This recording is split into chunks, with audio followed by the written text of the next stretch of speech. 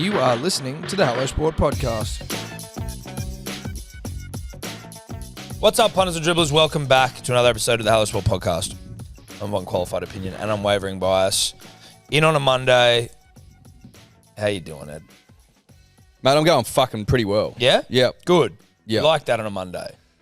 I just try to bring energy, baby. That's what I do. Energy and positivity. Energy, positivity, Light. upbeat, light, Love. fluffy, Yeah.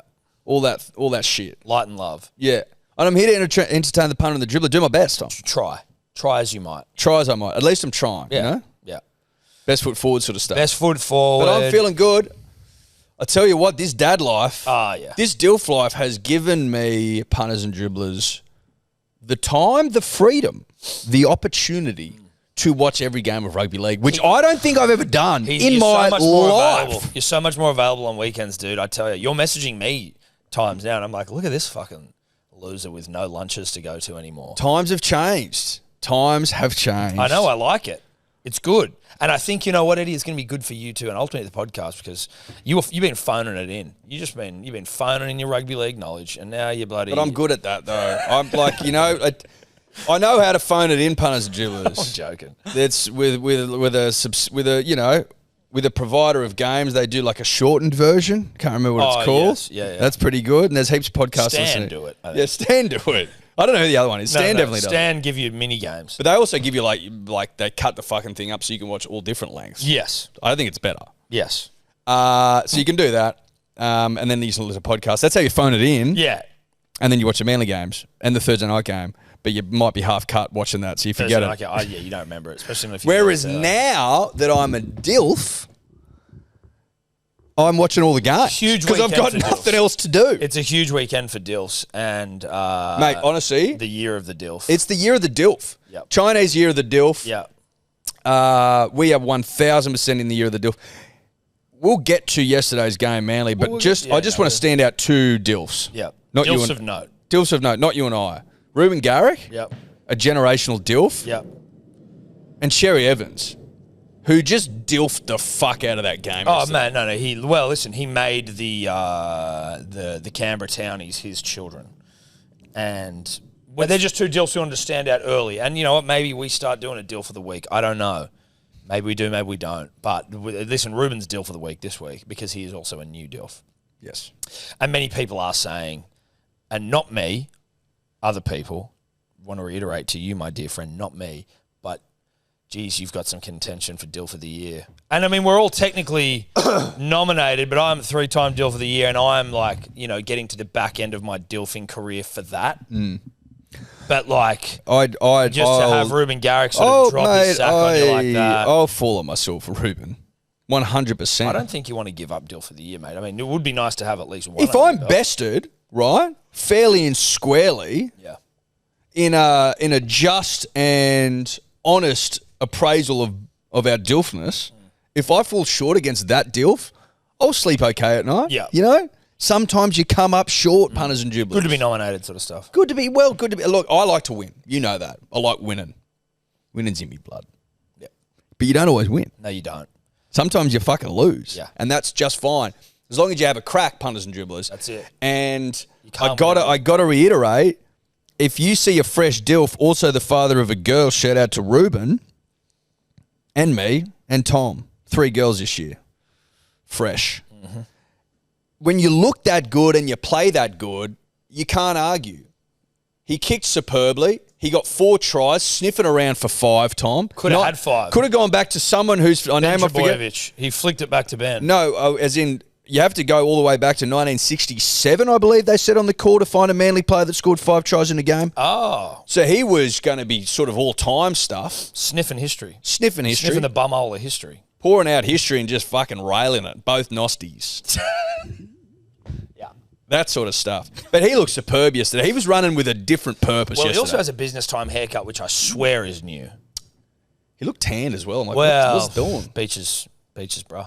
But I just can't remember. I feel like that's a business time haircut. Again, business time off. Oh, yeah, dude. This is yeah, lad. We're rocking babies if you don't know. That's why we're sort of... Sorry, yeah. If you're just listening, we're rocking babies. Love that. Yeah, that's a celebration that we probably need to start doing. It was Golf. just. It was the most perfect. It was the most perfect Sunday evening for me, punters and dribblers. I was fresh as a rugby league daisy. Shout out to Suki, who slept well over the weekend. I'm not saying that she will forever, but I'm saying she has been sleeping well so far, and so I'll take it. I will take it. Yep. So I'm fresh as a daisy. I've watched every game of rugby league. The Good Day sign is pumping. Oh, my God. Dick off on Good Day Hill. And Reuben Garrick, a fresh deal for scoring 4 fucking honest rugby league tries. It's 30-0 at halftime. Reuben scoring 4 honest tries in the shade of Good Day Hill. Under the shade. Under the shade. Not a Coolabah tree, punters. No. Under the shade of a Good Day Hill. Again, we will get to Manly. So if you thought that we were already talking Manly, you are sorely mistaken. No, we're glazing DILFs. We're glazing DILFs. And, yeah, that's what we do. And DILF merch is coming, just so you know. DILF Do a DILF, deadhead. Okay, sweet. We're already doing Okay. it. Whoops. Maybe Righto. we're the new dad podcasters out there, you know? But not really. Look out, Matt Nash. Look out, two doting dads are coming for you. 2 doting DILFs. Imagine if we called it that. Although, fucking hell, that Matt's hot as fuck, dude. Just so hot. Oh, and that's not to say Ash isn't hot, but I think we can. But I think Ash would acknowledge that that Matt is a different specimen. Yeah. He's gorgeous. Yeah, no, he's like That's he's, just he's like sort of front cover hot. Mate, he's like Calvin Klein hot. He's like, take your fucking clothes off and show me your body. Bodied hot. up. Bodied up hot. Yeah. And both lovely gentlemen. Friends of the show. But Matt, comfortably hotter. That's just the way it is. Just the way it is. He's hotter than us. He's hotter than fucking everyone. Yeah. Could be a good time to open that black bag you've got next to you, Tommy. Okay. Thank you, Tobler. What do we got here? From Mick. Should I be opening or should Eddie? Is this DILF related? Someone can open it. Right. Thanks again for that tequila last week. It was fucking glorious. Oh, shit. Punters and DILFs. Yes. Has he unstitched a punters and dribblers hat? Or has he made new hats? These No, are new. they're original black punters and dribblers cords. That's what I mean. Reappropriated. Are you serious? Yeah. I knew it.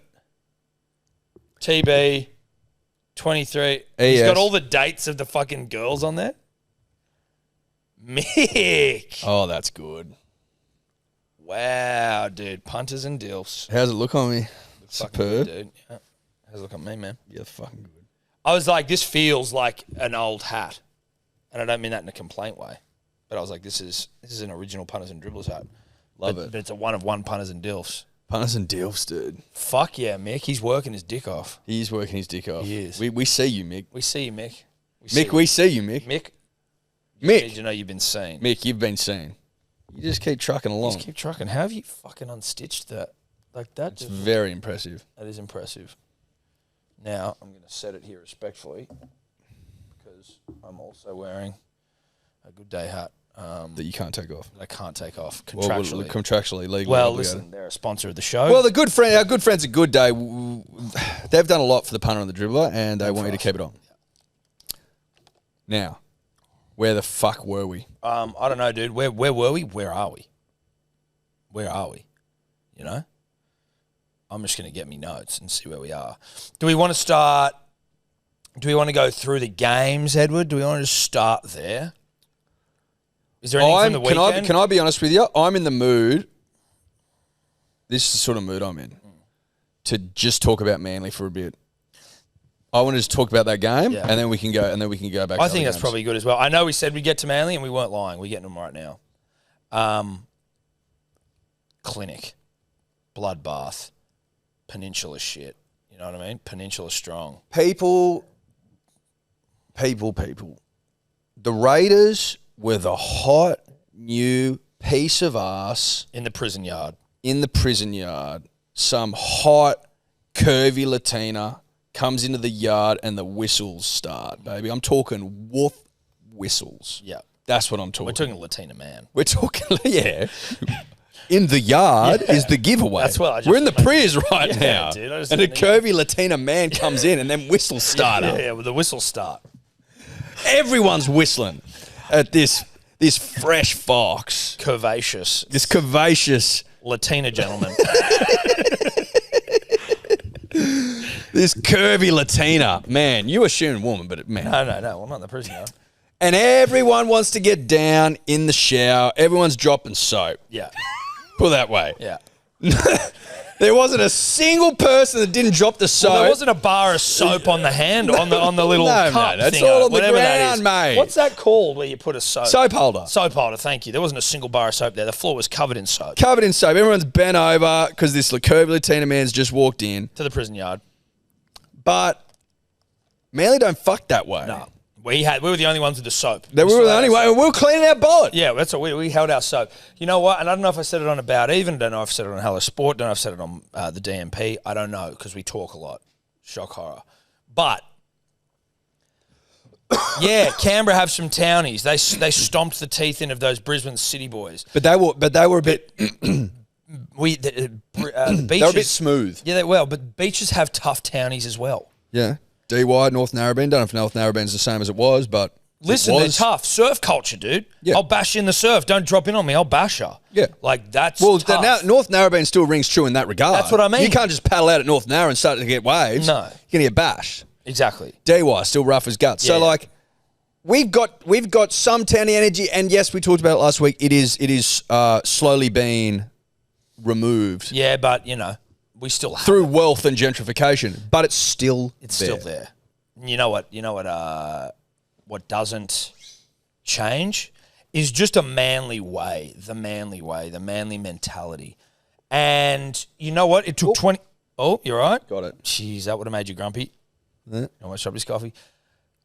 It took us a while to get going. Yeah, it did. It took everyone a while to get going, but then once someone started getting going, i.e. Manly, it was a procession. Can I just read something out? Yep.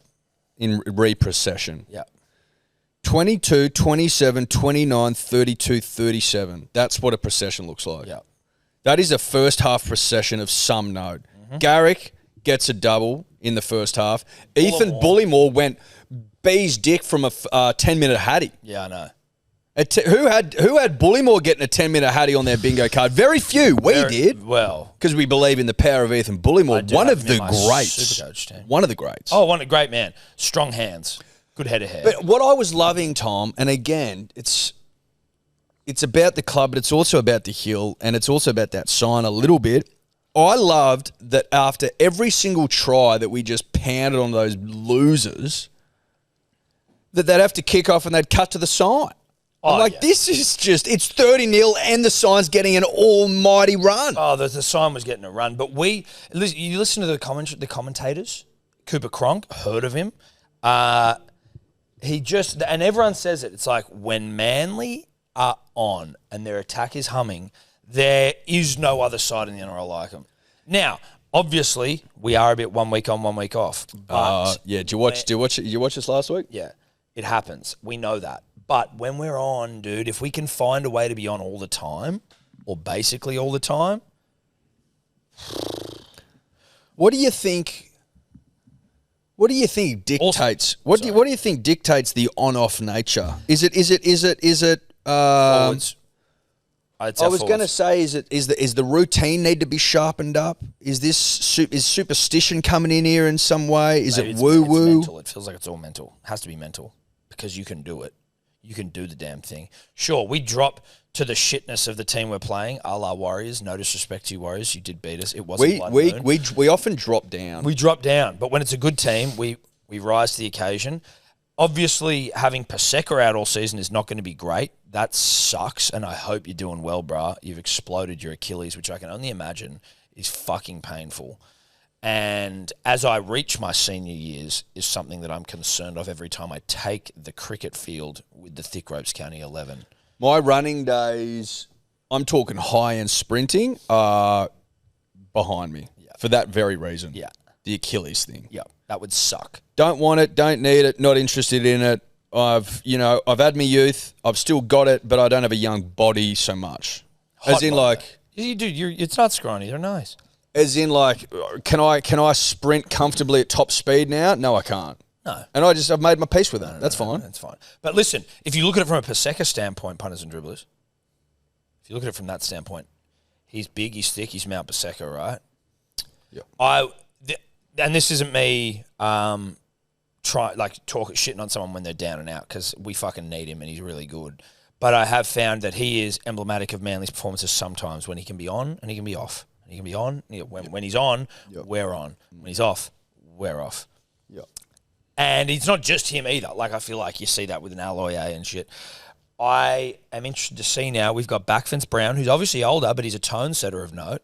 Matt Lodge, who's on a job site, I think, which I like in that. Well, that's what Melbourne do when you first come to the club. Yeah, no, but you are. You only get that for 2 weeks in Melbourne. He's but what I'm saying, Tom, is that the reason that they put you onto a job site is to provide context. Yes. And he's got more than his fair share of context. Correct.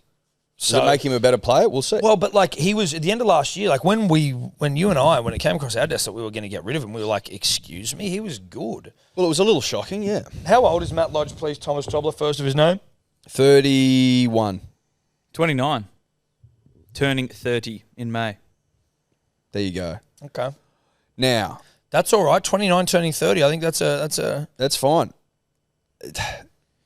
He was offered a 2-year extension at the end of last year, which he rejected. Yeah, he didn't like the he money. was on minimum. It's funny It though. was $150 a year. But then he was like, minimum. I'm going somewhere else. He was going to go to South, and then that fell through, and now he's on a fucking training trial again, I think. Should have taken it. Anyway, whatever. I'm interested. We've got Toph Sipley, obviously, who dropped out of the side this week. I'll be interested to see what happens. Oh, I like the fact that Takiaho's a man, dude. I love fuck Takiaho. yeah. I'm a huge fan of Takiaho. But you're right. We've got boys sniffing around. I think that a lot of the time when Manly isn't on, our forwards are off. Yes. Always. That's it. I like people like Backfence Brown being in and around the setup more with the out of Paseka if I'm looking for a silver lining, and that's exactly what I'm doing, because he's a tone setter every week. Yes. He brings that. Obviously, it's not ideal, but It's almost like we need to find Tom, because we need to play our role as well. Obviously, we're in the top 30. That's on the public record. have we ordered that photo? Which photo? I don't think we gave him high-level clearance. Oh, okay. No, we'll do that this week. Okay, great. We can do it after this, really. Is that it seems to me, Tom, that the Manly side that I know and love, plays its best rugby league football at the highest level if they think the team they're playing is good. Yes. To be really simple. So we almost need to come up with a narrative each week as to why the team we're playing is fucking half good. And going to beat us. Yeah. You're going to lose to this team, and they're good for these reasons. We can't be favourites. No. Even if we are, it's about being mentally underdogs. No, that's it. We're mentally underdogs. Because, it's an underdog mentality. Because if we're expected to win a game, you load the fuck up on another side. Yeah. Like if we were to play the Dragons next week in Wollongong. Well, we're playing Parramatta next week. Oh, great. At Brookie, though. What? At Brookie. Oh, that's okay. Well, it's okay, but Oh, it's better than being away. listen, I like the Eels. Mate, well, so I have a look at that line. No, I'm just saying this is the underdog mentality. Yeah, that's why I'm having a look at the line. Oh, okay, Because good. I'm like, fucking, the Eels are going to give us a run. Mate, think about it this way. The Eels have lost every game this season. They've played like absolute shit. Jesus Christ. If you are a Knights supporter... Wait, Knights or Eels? No, I'm saying just Knights, looking at Dill Brown. I'm not having a shot. I'm just saying, like, he's a 6. He's been struggling to fucking run the side without Mitch. The Eels suck. And, I mean, I don't mind. Listen, the Eels are so bad, dude. And I feel bad for the Eels. And, obviously, we've had run-ins with Eels fans. Hang on, but they're good, though. No, they're good. Fuck. It's difficult. It's Edit harder this than I out, thought. Topper. It's harder than I thought. Let's start again. Okay. In rugby league, any team can win on their day. Yes. That's a fact. That's right. Are you telling me that the Eels, who have lost every game this season, who have been written off in the media, are you telling me they're not going to jump on a huge cock in Donk Riles and have a full crack this week? Like, I would be putting all my money, all of it, punters and dribblers, this is how confident I am, of Dylan Brown having an outstanding game this weekend. Because the shit he's going to get this week is going to be fucking biblical. Yeah. Yeah. Also, just worth noting that we put 40 points on the Raiders without Tommy Turbo. Flat track bullies suck my penis. Just want to say that. We play well without Turbo. We do. It's a thing. We, as of a couple of seasons ago, we've always filled in pretty well. I'd say last year is when it sort of started to turn the tide. Lehigh is a great fill-in at fullback. Yeah, Lehigh's great. Lehigh's great. You know who else is great? I said it before, Takiaho. I just wanted to say it. I just need him to know and everyone to know that Takiaho is a really fucking good signing. Yep. And he is the difference in our forward pack. And that's what it was when we played the Wars. It was the blood moon and it was the lack of Takiaho. Yep, 100%. Now, I want to say something. I'm just going to bail the camera. I'm speaking to Seabold, I'm speaking to the owners of the club, and I'm speaking to the board. You give Cherry Evans that 2 fucking years. Yes, you give now him I'm that, barreling. You give him that 2 fucking years. Now you cut hear back me? to me. Now cut to me. You give Daly what he wants. Now back to Eddie. What do you want to say? Give him the 2 years at whatever price he set. He's a fair, honest, reasonable man. You give him the 2 years. There's no one else out there. He's fucking terrific. He's still got it. Don't fuck the club. Back to me. You heard the man. You heard the man. Now pay the man. Don't have to pay him too much. Don't fucking do anything silly. Don't fucking shoosh to this thing. But pay the man. He's the best halfback in the competition, or at least in the top 3 right now. You see, he had the ball on a fucking string yesterday. He was burying those townies with astute kicks. Cooper Cronk was touching himself. Touching Himself. Pay the man. Pay him. Pay the man. Pay him. Don't fuck this up. Don't fuck us. Don't fuck this up. Don't fuck us. He's done a lot for the club. Don't you dare fuck us on this. I know we've paid him a lot of money, but just don't. Be smart, be reasonable. Look what happened to Adam Reynolds. Look what they did to him. Look what happened. Same thing will happen. He'll go to the Dragons, he'll go to the Dolphins, and I will never forgive it. Yep. Come on. Please. Now, that's all I'll say. That's all. Was a nice write-up about the heir apparent Joey Walsh. Joey Walsh in the paper. Young kid. What did they say about Joey Walsh? Well, mate, he was in the bloody Australian schoolboys under 18s or captain of it or some shit. He was... So pedigree. Oh, pedigree, but he's a curl boy. Oh, pedigree. So, Good breeding. Siebes went and bloody poached him from the Waratahs. Shock horror. But... Geez, that would have been a long combo. Yeah, you want to go play for your home club. Yeah. But Like, literally, like... You're a Manly boy. You want to You want to go from Curly to... Brookvale? Yeah. But he just spoke about love of club, love of Cherry, love of pinch myself shit. I'm pinching myself. Yep. Well, he needs time to get ready, and he needs to apply his trade under the tutelage and the close eye of Daly Cherry Evans. Let's not have another Humphreys moment. He also was saying, he goes, Daly just takes as much time as I need. He takes extra time for me. We do a lot of stuff on the field, but he's also a big help off the field. Look at that. That's the sort of man you need around the club. Yeah. I won't say it again. It's already been said. But let's make smart decisions. Yep. Because it's about setting up the club for future success. And it was honestly, it's the old boys are getting it done. The DILFs out there getting it done in a big, big way at the moment. Yep. And then finally, just wrapping up Manly, it was so sad to see what happened. To see here that Bo Hewitt, that 12-year-old kid who died. Manly did like an amazing video with him when he came to the club and met all the boys. And I saw that I don't know how long that video was out for when it was filmed, but I saw that last week. And then to hear the news that he'd passed away is just like the saddest shit ever. So shout out to the thoughts and prayers to the family. Yeah, very heavy. Very heavy. And to see the parents being there and walking out, that would just be so fucked. To have to walk out there and deliver the match ball days after. And then, it was cool that everybody, guess what, Manly hate you too? Yeah, I saw that. Yeah, that was amazing. That was amazing. That was really cool. What's up, punters and dribblers? The episode this week is brought to you by our good friends at Four Pines. Now, listen up. Got an exciting bit of news for you. We are having a race day on April 19th, the all-age stakes at Randwick. We've got a marquee. We're trackside in the members. And we're having a good old yip and a yahoo. It's Four Pines, it's Hello Sport, it's the Dribblers Day Out. Tickets are live now, show notes, bio, everywhere you find tickets. The tickets include food and booze all day and also a good time, a rip and a tear with your friends Tom and Eddie. Now, Eddie's not here. He's had to go away and be a DILF, so he can't back up what I'm saying. But trust me when I say this, it's a day not to be missed. We don't do these days very often, and when we do, they pump, and they're a fucking good time. So you get the boys together, you get the girls together, and let's make a day of it. Thursday night, Panthers Storms. Yep. Panther Storms. Panther Storms. Panther v Storms. Sebo and I did a live stream, big old gambling stream. I've got to be honest. No, but I've just got to be Shit honest. house. Well, hold on. I've just got to be honest. Shit ass. Can I just be honest? Okay. Can I be honest for a second? Jesus Christ, go on. Let me be honest. There's like you haven't done one of these with us yet, like this, because you were away, obviously. So I'm here just picking up the slack. I appreciate that. It is a fucking good time. Obviously, responsibly, punters and dribblers, and with Neds, of course. But to sit there and pick like 15 different things and just have a proper crack. And from 15 bets we put on, all like 1 unit amount, we got 1 bet right.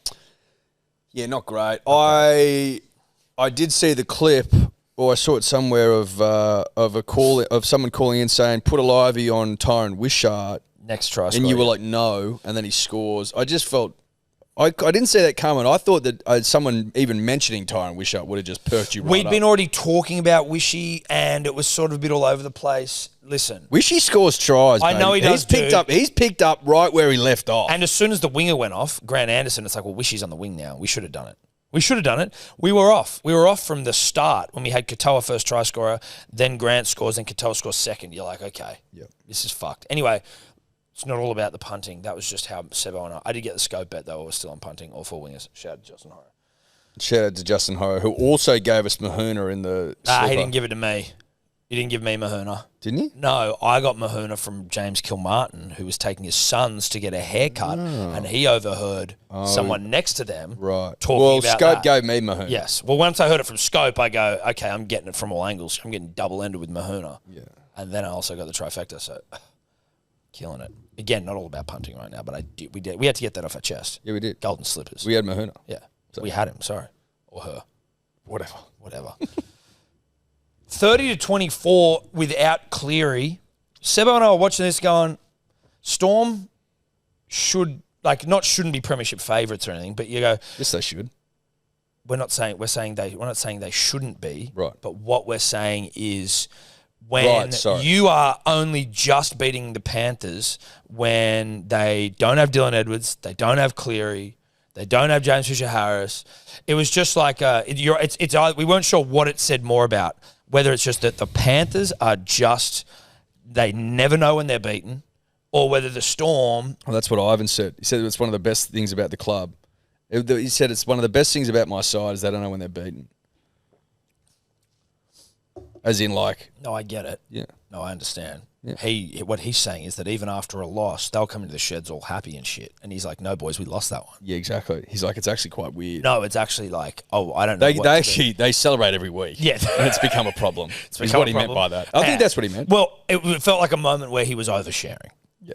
Where like you probably need to keep that behind closed doors, Ivan, but you've come out and gone, my boys don't know when they're beat. Yeah. Like, well, hold on, what the fuck does that mean? Like, yeah, they'll drink a slab after every game. Yeah, they're like, fucking oath, boys, coming in. It's like, no, it was 30-24, and they're like, what?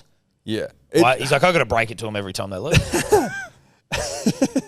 It was a weird old game. Storm, great game though. Storm would turn off in moments. Yes. And then the Panthers would come back in. And then they go, oh, hang on. Well, it's a funny old game, rugby league. Yeah, it is. As the great Phil Gould would say. But funny old game. But it was a good game. Like it was a whether it's even about who's premiership favourite now, or like what it's all about. Does Penrith understand what a loss is? It could also just be this is the two. We just got the Titans going against each other. Isn't like the two best teams. That's 100% what it is. Yeah, it's got the two absolute best. It's 100%. It's 100%. Who don't know when they're beaten. Like Manly on their day, and you might go shut the fuck up. I'm saying if we're playing the best footy we can play, which unfortunately is no guarantee, we're up there. Yes. Unfortunately, we haven't played that style of footy, the best we can play footy, in finals, in big games. Yeah. So we haven't been threatening jack shit when the whips are cracking in September. Outside of those teams, honestly, and like even watching the Sharks on Saturday, they're not ruthless enough. Yeah. That should have been 70-0. And I was laughing because my bet gets up, plus 7.5 the Rabbitohs, but they just don't have killer in them. Yeah. So outside of these two teams, what's doing? Nothing. Not really nothing. So, yeah, to answer your question in a really long, elegant way. Yes, in an elegant way.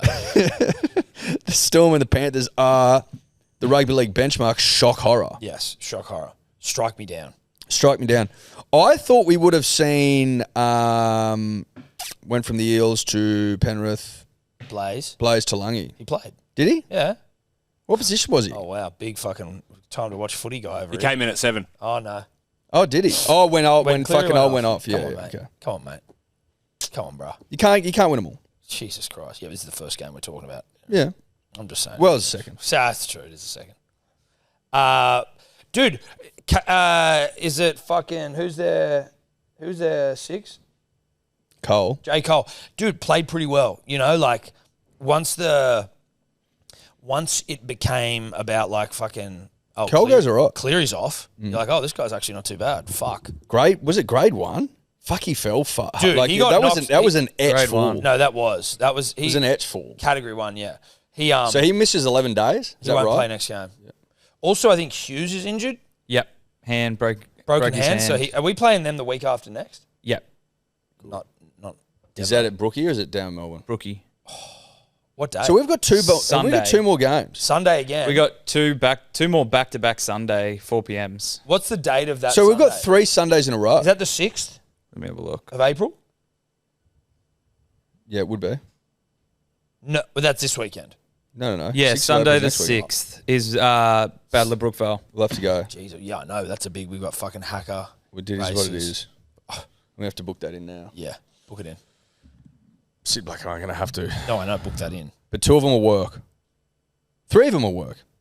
All of it's worked, dude. Yeah. But it's got to be booked in. It's fun. Mates, that was a weird collision they had. Yeah. Listen, he just bounced his head off the ground. That's all it was. But he was fucked. He was floppy. He was like all over. Ivan was saying Nathan remembered the whole incident, which is a good sign. Yeah, okay.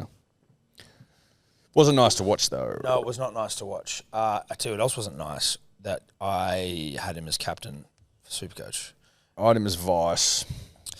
Captain as Supercoach for me, and I got 4 points for my captain. 4 points. What was Timmy? How did Timmy Williams explain it? I might be the first person ever. We called up Timmy Williams to work out whether because he went off, I could use, because if he's the lowest, my flex player would take him over. It's like, no, it doesn't happen with the captain. Oh, you called? Called nice. Called Timmy to work it out. Why would you be the first? He was saying it was like there was something about it being like. Do you remember that, Tobler? Not really. I think there was a bit of mayo. He might have been Potentially. There was something Right. about Okay, shock horror. There's a bit of mayo. well, not Timmy. Timmy's not a mayo guy. No, but you're putting mayo on it. No, I'm not putting mayo on it. No, I think Timmy Timmy might put was. mayo saying this is the first time it's ever happened to anyone in Wow. Supercoach history. And it happens to Tommy. You're a bit of mayo, bet you, You're lad. raring me right now. Yeah, dude. yeah. Yeah, I'm round you. Oh, fucking hell.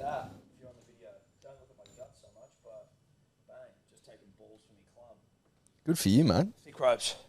Hitting the gut. Proud of your son. Yeah. Proud of your son. Yeah, thanks, mate. We lost. Roosters, Warriors. Yes, Roosters, Warriors. This You game. and I said privately in the green room via text, and I just need to be more aware of this, and it's just a lesson for the punter and the dribbler, but mostly the punter, Yeah. is that important to remember or recognise when a side has quote-unquote played their grand final, because the next week they're going to be shit. Yeah. And that's what the Roosters did. They beat the 4-time premiership winners, the Panthers. They were fucking terrific last week. I mistook that for... Mistook that for, the Roosters are really good. No, they're not really good. They played their grand final. Yeah. And they've got to then hop on a plane, fly to Auckland, go into, an ideal time slot for the Warriors. Yeah. And get the chockies. Did you see that try our boy Marky Mark almost scored, though? Chip and chase to himself? Yeah. Fucking hell. Yeah, I dude. did. He's a handful. Yeah, and he's just going to get better and better. He's a handful, bro. Yeah. He's a sick purchase from Yeah. the Roosters. Yeah, yeah. Unbelievable pickup.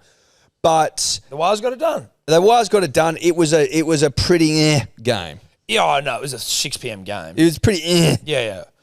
But if you're a Warriors fan, you're happy. 2 6 p.m. games back to back. Blood Moon into a Roosters.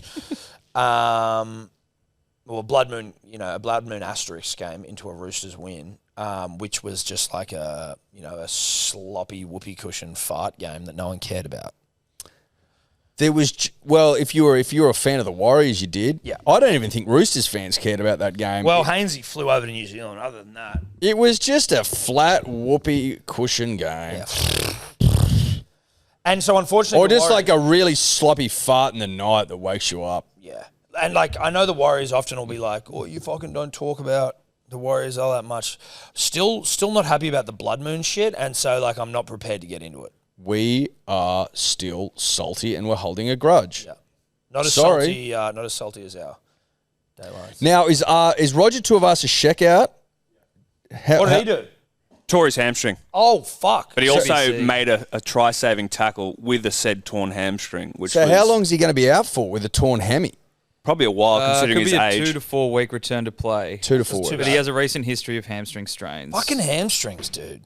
Yeah. They're a real, like, outside of an ACL, if you have dodgy hammies. I think hammies are like they're in vogue Yeah. for the wrong reasons. He's got to go for scans, but a minor strain would be 2 to Scans. 4. So who knows? Well, he hasn't had a skiing. I would have thought he would have had a skiing I thought after he'd gone for the skins. Friday night game. Skins on his Would he go hamstring. skins on a Saturday? Would you have to wait Mondays for a skiing? No, you can get a skin on a Saturday for your hamstring. Are you sure you can get a skiing on a Saturday for a hammy? Mate, they could fit Maybe not New Zealand. Ask him for a skin on his hemi. You wouldn't wait till Monday for a skiing, would you? I don't know. I wouldn't. Well, if they're saying he's waiting for skins, he hasn't a skin yet, has he? No. But listen, this game tries in the 21st, 25th minute, and then 65th and 70th. Oh, like boring as batshit. Boring Boring and as close. batshit. Close and boring. Broncos, Cowboys. This game, 2 words. pain, Haas. Shout out to Phil Gould. No, this may not be that revelatory, but it's my own. Is that a word? Yeah, I think so. Like revelation-y, revelatory, I think it is. Yep. Jeez, you're smart. Yeah, Revealing something hitherto unknown. Hitherto you're so unknown. Yeah, smart. but it's. I'm not revealing something hitherto unknown necessarily, but it is It's not revelatory necessarily, but maybe it's revelatory. Or is it just relevant? No. Outside of Manly, who obviously I have an affinity with, and my biases are at the door. You see it when you come in. Biases, Yeah. not Pisces, Not Pisces or Pythagoras' theorem or pi. which is 3.21 something. Sure. Could be Broncos are, to me, are my favourites to win the comp outside of Manly. If they after round 3, like just watching, they have Hunt and Reynolds on either side, like the kicks those cunts were putting in, the way they controlled it. Two their old backs, dogs. But you think about Cherry Evans. They've got 2 Cherry Evans in terms 2 of old just dilfs. the wise old dilf. There is so much value in a wise old dilf now. Yes. And Like there always has been, but I don't think rugby league wouldn't have recognise realised it as much. Well, listen, we only had one wise old dilf on the podcast, and now we have 2. You know what I mean? And I'm starting to see the world You're differently. You're starting to see it. But, like, they look so good, and Walsh isn't even playing that good. You know what I mean? Walsh has been playing pretty shit, to be honest. No disrespect. Walsh was pretty ordinary on Friday. He was pretty shit. Yeah. And Except for that 40-20 kick. God, that But was... that's because... so that he's- was fucking huge. But he's got it in him. God, that was a got good it in kick. him. You know? He's got the fucking good plays in him. Payne Haas, man. Jesus. Like, they've just got it. They've got strike all over the park. That try he scored. Yeah. If there weren't penises in hands and clits on fingers everywhere above the tweed, I'm not here. In every fucking home up there. Yeah. Like, that was unbelievable. Yeah. He is just a different breed, Yeah, bro. One of one, Ben Teo described him as. He's the only one. Shout out to Ben I've- Teo. Shout out to Ben Teo. Huge fan of his work. Assistant coach of the Broncos. Like, one of one. Just the way he took on, like, he just burst through that But hole. he's just quick as an outside back. It's ridiculous. What's he run 100 in? Have we got stats around that? Love to know. I'd love if they gave that sort of shit up. That should be on your profile. Height, weight, what you run the 100 in. Just like good honest stats we can all... But honestly, I think the Broncos, outside of Manly, if they put it all together, Have to put it all together. you have to put it all They together. have to put it all together. No, listen, you've got to assemble it. It's like you buy a flat pack from IKEA. Unless you put it all together, you don't have a chest of drawers. You've got a box You've got a box and with shit on the drawers, floor. with drawers in it. Yeah. Well, no, you don't even have drawers in it. You have parts. Parts for drawers. The Broncos, at their best, are the sum of their parts. But if they're at their worst, then they are merely an IKEA flat pack laying unassembled on the rugby league floor. It'll be interesting to see what they do with one Imam. Fucking Is he just like, sorry, bro? I mean, listen, they're probably better with Imam in the side. I tell you what happens is probably poor old B. Waltz goes. Although he hasn't been bad when he comes on either. C. Pakes is pretty good. He's starting. What are they going to do with B. Waltz? They fuck him off and they put Imam on the bench. Oh, yeah, okay. Yeah. I was just going to say, or would you move Hunt to 9? Well, I mean, like you could, but Hunt's been great. Is what I'm saying. Yeah, no, I know. But like Hunt is great at fucking where he is. He's been killing it. And some of the Reynolds, he has been. What a luxury to have 2 DCEs. Dude, it's insane. Like insane. It's funny that I don't think any of us really truly, or at least the chat, people were like, "Oh, Ben Hunt's a good signing for sure," but I just don't think anyone really understood how fucking hectic. That's the best halves pairing in the competition. Am I wrong? Melbourne's is pretty good. Melbourne, yeah, okay, sorry, Melbourne. I'd say Melbourne's is better. Melbourne's is better. Yeah. Just. But not a crazy amount. Just better. Yeah. I don't think that Adam Reynolds has been one of the best halfbacks of the last 10 years. It's pretty much even, like it's... Ben Hunt is an Australian and Queensland representative. Reynolds has played Origin. I was thinking about this on the weekend, on Friday night. As I had a Japanese lager. I was thinking to myself, that would be such a nice circle of life. If B. Hunt was to come back and in his last couple of seasons or last season with the club, whenever it ends up happening, if it happens, winning a comp, righting horrible wrongs, I'm like, that man, Dozer, he deserves for horrible wrongs to be rewritten. Ben Hunt of all cunts. Ben Hunt of all cunts, I'm sorry. I can't. He has shit down our throat more than almost anyone that currently plays the game, Tom. And I still love him. Yep, so. Even with lungs full of shit. Yeah. Meconium. Even with meconium. Yeah. Which Masuded with meconium. I still can't help but root for the guy, and I want to see him win a comp. Yeah. I do. Now the Cowboys. Yucksville. Gross. At least they were better. No, listen, they were better. They were better, but 3 on the trot. Tell you what, Jack Gajewski'd be happy he's out of there. I've always liked Jack Gajewski. Well, he scored the first try. No, I know, but he scored 2 this season. I've always liked him, and this is going to be a very I'm talking about. I've never said it publicly, so I'm not trying to claim it. He's a good style of a bloke. Yeah. He is. He started. You like saying that? Well, because it's just something I'm feeling at the moment. Okay. Because it's not necessarily about how are you the best? You're not Cam Munster. I'm not saying he's not. He's a good style of bloke as well, to be fair. But I'm not saying you got to be the greatest in the fucking game. It's the intangible. And I'm like, Gajewski always been a good style of a bloke. He was at the Rabbitohs, then he came to Manly. I think that was how it went. Maybe he went to the Dragons even for a bit. Can you check where Gajewski's been? He's been around. He's definitely been at the Rabbits. He might have even started at the Dragons and went to the Rabbits and the Manly. Cows, Broncos. He might have been 5 fucking clubs. But he's always been good. I've just always felt like he was a player that had more than what he got. Like in terms of in each side, he's always like fringy. So I hope he keeps going. I don't know if the Broncos have got anyone out that is saying him in the side, but he's starting, so he surely isn't. Yeah, he started at Rabbits, then went to Manly, then Dragons, then Cowboys, now Broncos. Kid's tapped in. That's 5 rugby league clubs. Yeah. Kid's been around the block. How old is he? He's 29. Okay. No, sorry, he's 30. 30. Turning Might 31. be a case of don't know what you've got till it's gone with Jack Gajewski a little bit, In the sense of like, he's just there, and then clubs move on, and then maybe it's like, oh, fuck. He's actually pretty good. He's actually pretty good. You're under the tutelage of Madge, and he starts to get a bit more regular rugby league football. Jesse Arthur's a style of a bloke. He's a style of a bloke. He's one of the. I just love looking at him. Yeah, but this year. He put blonde streaks in his hair, and he's got my attention. I think he's leading. He's got 5 tries. I think he's leading the try scorers list. I think he got 5 tries total last year. Really?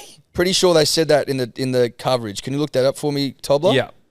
Like he's having an all-time start to the season. Yeah, he's been been unbelievable. 5 tries last year. There you go. He's already got 5. In 19 What's games. his ownership rate in Supercoach? Well, it would have gone through the check. roof. Yeah, I well, opened with him so did because I buy hot. So did I. I buy Well, hot. we buy hot. Of course we do. But he had 5 tries in 19 games last year. He's got 5 already in 3. Jesus. Yeah. Cows, tough stuff for the Cows. Tough if you're a Cows fan, but also we said it last year, you're shit. He's in 54% of teams. You're shit. Yeah, no, you are. You're shit. Like, what are we talking about? You got a shit side. Yeah. Sorry. Did someone say that old mate had been given a stay of execution? Yeah, Rando said it. Yeah, right. Rando said that. I haven't So found he's got a anything month. online. Yeah, but Rando might get that good oil tub. You got to remember that. He might. That Cowboys oil. Rando said, and you should listen about it, even if you don't watch it, you're a loser, watch it. He was like, Todd Payton's been given internally a month to prove his Rugby league worth, and it ain't looking good, bruv. Who have they got coming up? Because this could be telling. They've got Raiders this week, then Panthers. Where are they playing the Raiders? At home. Okay. In Townsville, then Panthers at Combank. Yep. Then Rabbitohs at Optus, and then a bye.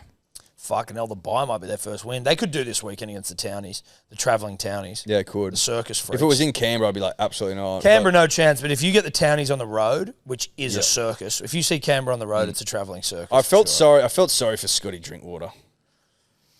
I'm just like, God. It'd be hard being a really good player on a shit side. Yeah, it would. But I can't remember, I think it was... So why is Nanai coming off the bench because and was he's dropped? Is that because of his defence? Yeah, it's because Todd Payton's trying to get some reactions out of players. He's trying to get some reactions out of his boys. I would have thought dropping a player after one game is probably a little bit harsh, but then again, they were fucked into the core of the earth by the mighty Manly Seagulls. Might be a chewed thing. Well, defence is an attitude thing. It'd be interesting to see what the Bush Poet does this year. Yeah. Because he's all about chewed. Well, old mate's getting dropped and you were Andy Fafita. How you feel now, lad? Now what are you going to do? You're going to leave and Fafita starting off the bench. Yeah, Buzz Rothfield. What are you doing now? Buzzy Ross in, I don't know if it was today's paper or the ones on the weekend, but he was like in the Saints in a shush section. He was like $1 million. Saints in a shush. Yeah. Yes. In one of his shushes, it was which $1 million forwards like on the outer with his club. He's like, it's pretty obvious. And if they don't, blah, they're coming off contract November 30. Now that could be for Fafita, it may not be, but November 30 is a giveaway. So whoever's fucking $1 million forward coming off contract November 30, it's like they could be given an early release. I think David Fafita would be fantastic at another club. And what I mean by that is, I'm not saying I'm not knocking Des. I just mean he's not someone where you go like, oh, fuck, he's shit now. Imagine what Fafita would do at Penrith, Melbourne. at Melbourne, at Manly. We'll take you, bro. We would fucking take him. Fuck, we'd take him. Oh, God. Cowboys stink. They're a stinky club at the moment. You can't help that. It stinks like shit up there. The place stinks. I think you're a good chance of beating the Townies, but, like, on the whole, you got a lot of bottom four about you. Real bottom four. Now, but whereas the Bronx, helmed by the great Jack Gajewski, good style of a bloke. Yeah, great style of a bloke. I think the Broncos can win it. They can win the comp, yes. If they assemble themselves. If they got an Allen key up there. Do they? Do they have an Allen key? Do they have an Allen key? Who knows? I tell you what, Kevy might self-combust. Is that a word? Yep. No. Spontaneously combust? Spontaneously combust if the fucking Broncos won the comp this year. He'd be devastated. Yeah, that would be harsh. Let's move on. I'll tell you who's been good in commentary or in analysis is Johnson. Sean Johnson is fantastic. He's been really, really, really, really good. He's got a podcast called... You just got to shout out quality when you say it. What's his podcast called? The Players Lounge or something? Anyway, but like hearing him break down mate, he's terrific. Huh? Play on sports.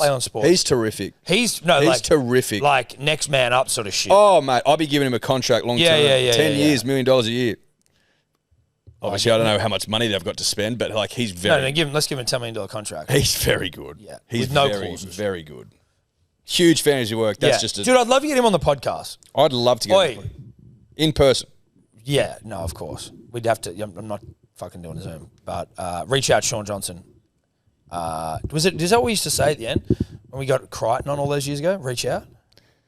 Well, we originally asked Reggie to reach out. No, well, that never happened. Reggie Strickland, most...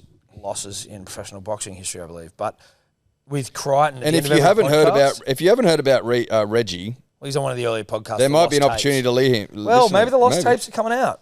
Who knows? Maybe the lost tapes fucking become unlost. Who knows? Who knows? All I'd say is keep your ears peeled. Yeah. That's all I'd say. Yeah, and your eyes open.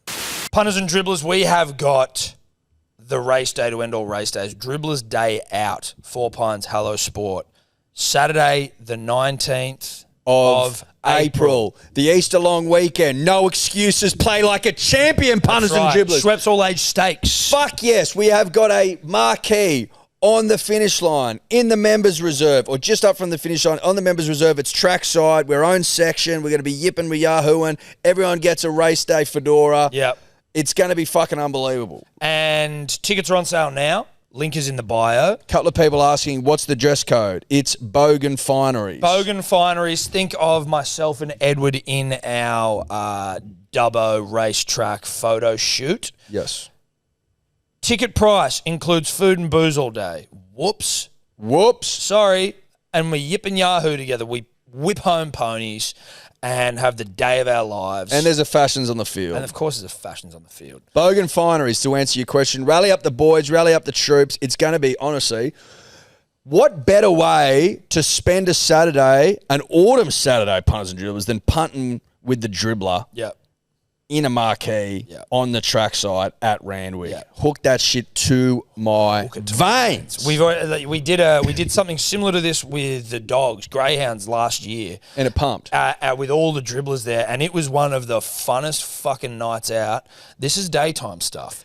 You rip during the day and look what's open. The nighttime's open. So you launch from there. 100%. Do not miss it. Tickets in the bio of our Instagram and in the show notes. In the show notes, in the YouTube notes, all that jazz. We'll see you there.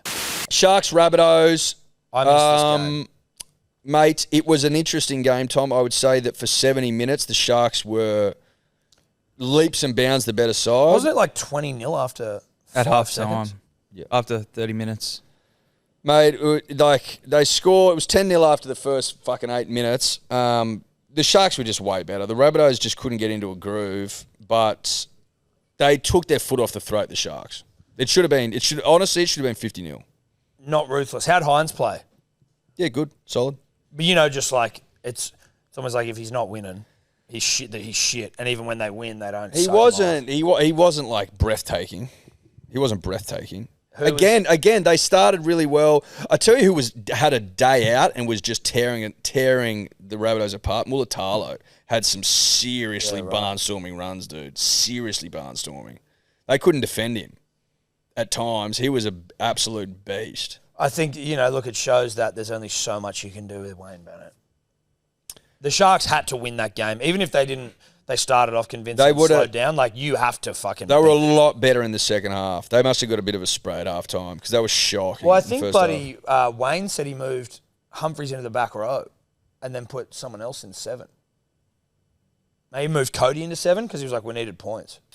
What they lacked, the Rabbitohs, is they were getting into like attacking areas, but their final pass, their final kick was shocking. The amount of times they passed the ball out on the full or it didn't hit the winger's hands was like almost 10 times, I reckon. Water finding its level maybe with the side. Cody wasn't great. Cody didn't have a very good game. Yeah. Sharks. But at this point, I was more interested in Mahuna. Yeah, no, this was a Mahuna. Well, you know what I mean? Yeah. Dude, Mahuna. Shout out to Mahuna. Shout out to Mahuna. Yeah. But, mate, it was like, again, it was evidence to me that the Sharks they don't have that ruthless streak in them. They don't have it. They should have killed the Rabbitohs, bro. Because the Rabbitohs couldn't get anything right. Again, like, their execution was dog shit. Yeah. And there was a lot of key players having off games. But, whatever. Shark Park's tiny. So there you go. That's just... Yeah. That's just a fact. The Sharks just don't make me feel anything. It's like I become. What is the term for like someone? Is it psychopath when you have no emotion? Yes. Or a sociopath. Is it a sociopath or psychopath? Because whichever one that is, when I observe the Sharks, I feel nothing. Can I make a future bold prediction? Sociopath. I feel deep down in my plums, LL. Loss in the finals. Yeah. Just don't have that They don't have the killer They don't have that instinct. sicko about them. They don't. So which one is the top one? Sociopath. Yeah. So as it pertains to the Sharks, I have sociopathic tendencies. Yep. Dolphins, Tigers at KO Stadium, Redcliffe. Stan Stadium. At Stan Stadium in Redcliffe. I reckon I only watched the highlights of this game, but this is the most impressive of the round, other than Manly beating the Townies. Mate, it was a fucking pretty good game. Like, the Dolphins were hanging in there. They blew them out late, so when they got 3 tries after the 63rd minute. But it was 18-6, and then they scored on half-time, didn't they, to make it 18-12? Yeah. Like the Dolphins were the fact that the Tigers came back. Yeah, they scored. De Silva scored in the 35th minute. Yeah, the fact the Tigers came back and won 30-18 to me is the most impressive part of the week. I mean, you're like, holy shit, the Tigers really aren't awful anymore. Well, we've got to get you in, Cody, as well, to talk a bit of Tigers, please. So from the start of the game, go over to Willie's mic or Tobler's. They're at Stan Stadium. It is heaving. They're in their 75-year heritage jersey. The Dolphins are. The whole stadium's red. They score first, Bostock in the 4th minute, and then they score again, fun with 17th. You think they're on. This is it. Comfortable win. Yes. And the Tigers just grind back into it. Luai, dude, watching him again, I'm like, that guy is such a winner. Yeah. He's just a winner, mate. But the Tigers of old would have fucking shit themselves. It would have been 30 to fucking 6 the other way. He's a winner. Taruva is excellent. He's been sick, dude. Taruva. Happy in everything. It was a great win. How did you feel, Cody? Mate, it was pretty good. It was pretty awesome. I was thinking sort of during the week, last week, that it was going to be close. And like you kind of touched on there, the Tigers of old just don't win that game, I don't think. So to have the resilience to bounce back from 18-6 down. They definitely don't win that game. No, not again, at Stan Stadium. Heritage jersey, the vibes were high. I don't think a lot of teams come back from 18-6 down. You know? No, and again, but the setup of it, it just felt like it was like a perfect rugby league evening. It was picturesque conditions. God, I want to go up The there. sun's setting, everyone's frothing, getting pissed, their sides up, 18-6, everyone's in red, they've got their heritage jersey on. It was set up for a famous win. It really was. Yeah. And you had an opposition that typically drops the soap. And they're now 0-3, the Fish. Yep. Jeez, you don't want to be Christian Wolf, do you? Who I couldn't spot in a lineup until I looked him up on the weekend. He looks like that's what you look like. He looks like he would make a good army. He gels his hair. Does he? Bit of Chris Minns about him. Yeah, so sorry, Cody, carry on, mate. Yeah, no, that was all. It was just it's so. I was saying to Tom just in the green room this morning, it's nice having just genuine first graders across the park for the first time in a long time.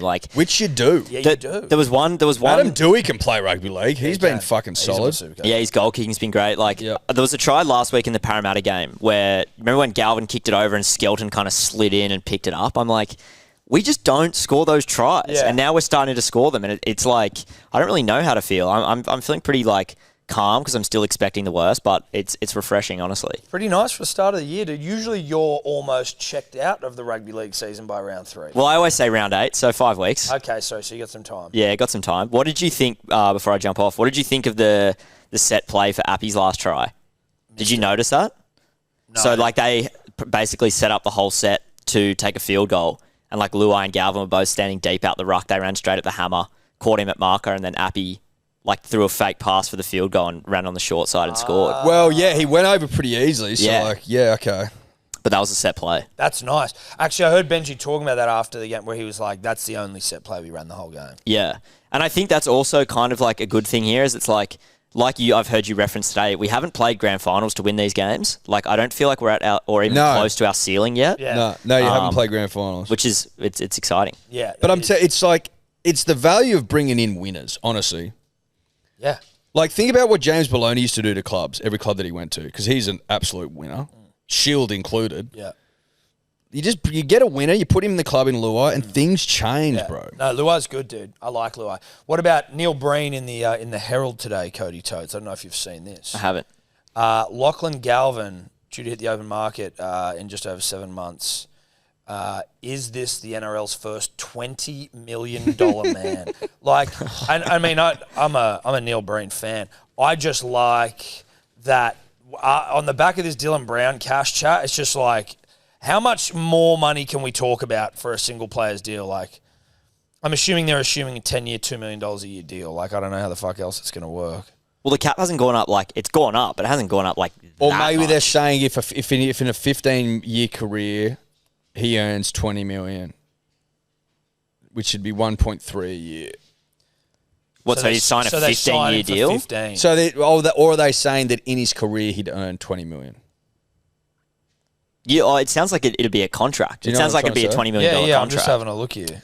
I tell you what, how do you feel about Galvin? He's very devil may care, isn't he, Cody? Like, he will just chance his arm all the time. Yeah, it's pretty. He's so green, but like He's so green, but like, but, like, shit he's just comes fucking off. 19 though. Yeah, But what I'm saying is he like rolls the dice a lot and it comes off. yeah. I think in the first game, like people were a bit critical of him because he had clearly like sort of overplayed his hand, which is going to happen, dude. The kid's like literally 19. It's the same with Talon De Silva. There's going to be highs and lows with these guys, but I think like how confident he is and like the ball bounces his way. It's kind of like he's one of those players. So It was on the weekend for sure. It's pretty sick. It's pretty sick. But Benji yeah, did say quite rightly, look, it's largely headline stuff here, shock horror. But he's like, Lockie's very lucky he's got fucking old heads around him. Do you know what I mean? He's like, it's allowing him to be able to take the cracks he's taken. Well, he's playing like a 19-year-old. Playing like a 19-year-old, but he's playing like a 19-year-old with a 4-time premiership halves partner and a 3-time premiership hooker. Yes. You know what I mean? Like, he has the experience around him, so he's able to just like slang that fucking Thang. 19-year-old hog. You know what I mean? That thang. That thing, slang that thing. yeah. If he's at it's a good point. If he's Playing at the fucking Tigers, footy. like pre-appy. Oh, he's playing fuck it footy. 19-year-olds can only play fucking footy. He's playing it. The thing is, as you've just said, the benefit for the great thing for Lockie is historically, a Lockie Galvin at the Tigers is actually being tasked with leading the team around the park. So he's playing fuck it footy and losing every week and getting shit on from a great height, and also been asked to like be the general. Yes. But now, thank God, they've got someone half decent, more than half decent. Half decent. As in, great. that's the wrong term, one of the best halves in the comp, to do it for him. Yes. So he can play fuck it footy without the pressure Half of being the decent general. is a great name for a podcast hosted by halves. And to borrow from our great friends at the Grade Cricketer and also the Circus, check them out. Another they've got a sports podcast. Peasant he goes. Galvin's prefrontal cortex is not even close to being fully developed, and so he's playing rugby league like that, but he's allowed to do it around people whose prefrontal cortexes are fully developed. He's still got soft baby head. Yes. He's still got that hole in the top of his skull. His skull's not developed at all. He can barely hold his neck up. So, and that's what Luai and Appy are holding his head neck up for him. Exactly. Because his head's too heavy for his neck muscles, but they're holding it up and going, you can play fuck it footy, They son. change his nappy at half time. 100%. He shits himself. They're happy to. No, of course Because he brings joy to the club. Well, because they're DILFs. Yep. Oh, yeah.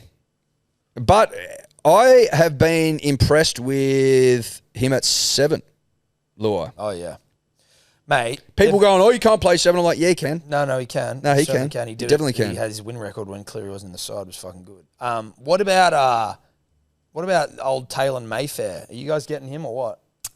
It seems like negotiations have stalled on that, but I can't imagine he'll go anywhere else other than the Tigers. Whichever one the centre is. There's Yeah, fucking, yeah, they've no, got you're right. names It's that are all Taylor. the same. It's Yeah, hard it's to... Taylor. It's No, Taylor. I was just like, I thought he was... He got Charges were dropped. Charges know that. charges dropped, yeah. Didn't know that. Yeah. There you go. But I imagine, yeah, even Go over there. Big rugby league guy over there. Mate, you can't know it all. You kidding that? I get it. Don't Masood me, mate. I'm not, mate. We're supposed to be on the same team. We are. I'm just giving you a bit of meconium, bruh. Plenty of it today, bro. Yeah, plenty. That's baby shit, by the way, punters and dribbles, in case you didn't know. Read a book. Yeah, come on. And it's mainly shit in the womb before they're born, I believe. I don't know. They do a shit in the womb, yes. Well, they don't always.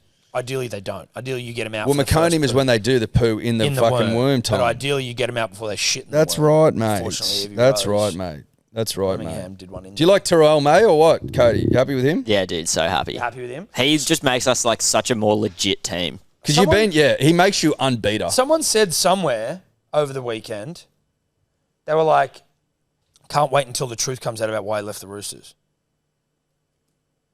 And it'll be like I got a message. I got a message in a group chat over the weekend about that.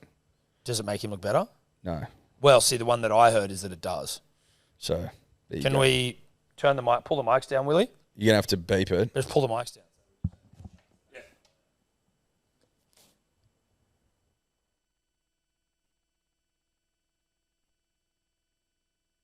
That's what someone said. Bullshit. Yeah. As if the fucking Tigers are signing you. I'm just telling you what someone said. Yeah, right. I'm not saying it's true. The way this was painted was that it's like actually positive. Do you remember when he got let go? Crichton tweeted and was like, "He's a fucking good guy." Yeah, I know. I remember that. Well, I remember do that. you think he's fucking? No, I'm not believing. I'm just telling you what I heard. Yeah, mate. Group chat shit is shit. Often.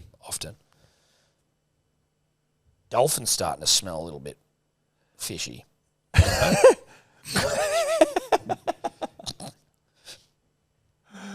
Yeah, they've gone off. They have, dude. They've gone off. Gone off. Wayne took them out of the freezer, and this thing's fucking de-thawing in the sun. Wayne just turned the freezer off when he left. Of course he did. Yeah. He told you, mate, the freezers are running. Yeah, you can. Yeah, fuck you're off right, now, mate. Cody, mate. You're good. Well done, mate. Well done, Cody. Good on you, mate. Happy for you, dude. Right, now back to work, son. Yeah, he's he's told you, mate. I got a fair bit of beautiful tuna down there. Got some fucking barra. Kingfish. Got some barra. Got some kingy. Went up north and got myself some barra. Yeah, down the freezer. Don't worry about that, mate. That's chilling real nice. And then you have people over on a Friday night, and you think I'm going to make a beautiful barra with some fucking potatoes. You get down there, bit of asparagus. Get down there. Fridge is off. Freezer's off. Yeah. Cut the power. Everything's off. Everything stinks. That's the Dolphins. And I don't think that old mate's up to it. No. Some more coffee. I was. It's empty. Are the Dolphins grumpy? Yeah. Stinky old Dolphins with the fucking fridge full of fish? So they stink, and when you stink, you're grumpy. Yeah. Well, you'd be grumpy about smelling bad. That's right. Head to grumpycoffee.com.au, code FISH. We'll get you 10% off. Beans, grounds, pods, et al. A show. I interrupt this podcast transmission to tell you that Ned's is the greatest betting platform on the planet and that I had a huge win on the weekend. This is obviously an opportunity to gloat, and it's an opportunity to glaze our good friends at Ned's. Now, you can follow along on our profiles, and if you did on the weekend, you would have made some money from your boy Tommy Burns. You can join the About Even group in there. The code is Dribblers. You get in. That's where the hosted pots happen. You'll find out a bit more about that during About Even, but jeepers creepers. I was on the winner in the Golden Slipper, and I also had the trifecta. Sue me, dude. Sue me. Absolutely sue me, but don't sue me. You should have followed me.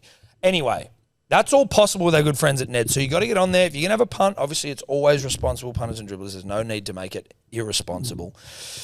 But if you're on there, a responsible thing would be to also just check out the profiles and join the About Even group. Shout out to Neds. What's gambling really costing you? For free and confidential support, call the number on the screen or visit the website. Titans Knights. Now this, Eddie, was a round 3 upset. No, it wasn't. I don't think Knights were favourite. Bullshit. And no, they were slightly. $1.75. $1.75. Yeah, but and listen, they had to. Is he farting over there, dude? I think he's just grunting. Are you farting or are you grunting, buddy? Just leave him. He's fine. I'm just interested to know. I think he's grunting. Knights had some players out, so it wasn't crazy, but it was kind of crazy. It was like the Titans being any good was surprising. Well, I was reminded watching this game that they've only played one game. Like you've only gone off one game. It's a great point. It's like, it's a great point. It was sort of interesting. I was watching this going, I was under the impression that the Titans were absolute toilet, and yet you've only watched one game. Yeah. What are you against the Dogs? What are you basing this on? Like this crazy assumption that they're the fucking worst team ever. Then you start going through their players. There's some decent fucking players in that side. Yeah, there is. Tino's back, carving the fuck up. Like, Jaden, look at the try scorers there. Jojo Fifita, Jaden Campbell, both former Dave Fifita, all really good players. Mate, you got it was- Brimo in there. You got Tino. back to Des's point, they play us last in round 2. Your mind plays tricks on you. Yeah. You assume that it's round 10. The Titans have lost every game. Not the case. It's a classic out of sight, out of mind situation. Classic out of sight, out of mind. I was watching it going, oh, okay, my opinions on the Titans were based on one game. That seems stupid. Yeah, that seems crazy. It's a great point you make. And Like, I don't know what this sort of team they're going to be. we got no idea. You got absolutely no idea. They might win They could the be comp. sniffing around the top. They might win the comp. I don't think they'll win the comp. Hey, they might win the comp, mate. They got Des at the helm. They got some fullbacks in the halves. They've got some fullbacks in the halves. They've got some good players. Kieran Foran, out injured, but Well, but he's around the he's club. around. Newcastle came back to earth, crashing back to earth. Crashed Back to earth.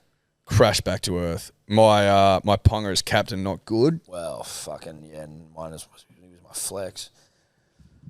Oh, listen, it's a game that I listened to on the radio as I drove back from Camden late at night on a Saturday, so I don't get the full picture, but what I did get was that the last sort of fucking The pitch 20 is this. minutes was pretty mundane. The pitch is this. It was a pretty ordinary game of footy in front of fuck all fans. And the key takeaway, though, is that the Titans could be anything, to borrow from Guru, in terms of, like, I don't know how bad or mediocre or okay they are. But I was reminded on the weekend, I judged them way too quick. Yeah. It's not a Cowboys situation, lost 3 games, dog shit. It's not Dolphins situation, watched 3 games, Eels. I'm making up my mind, Eels, who can't score a point. It's, you've played 2 games and you've won one of them.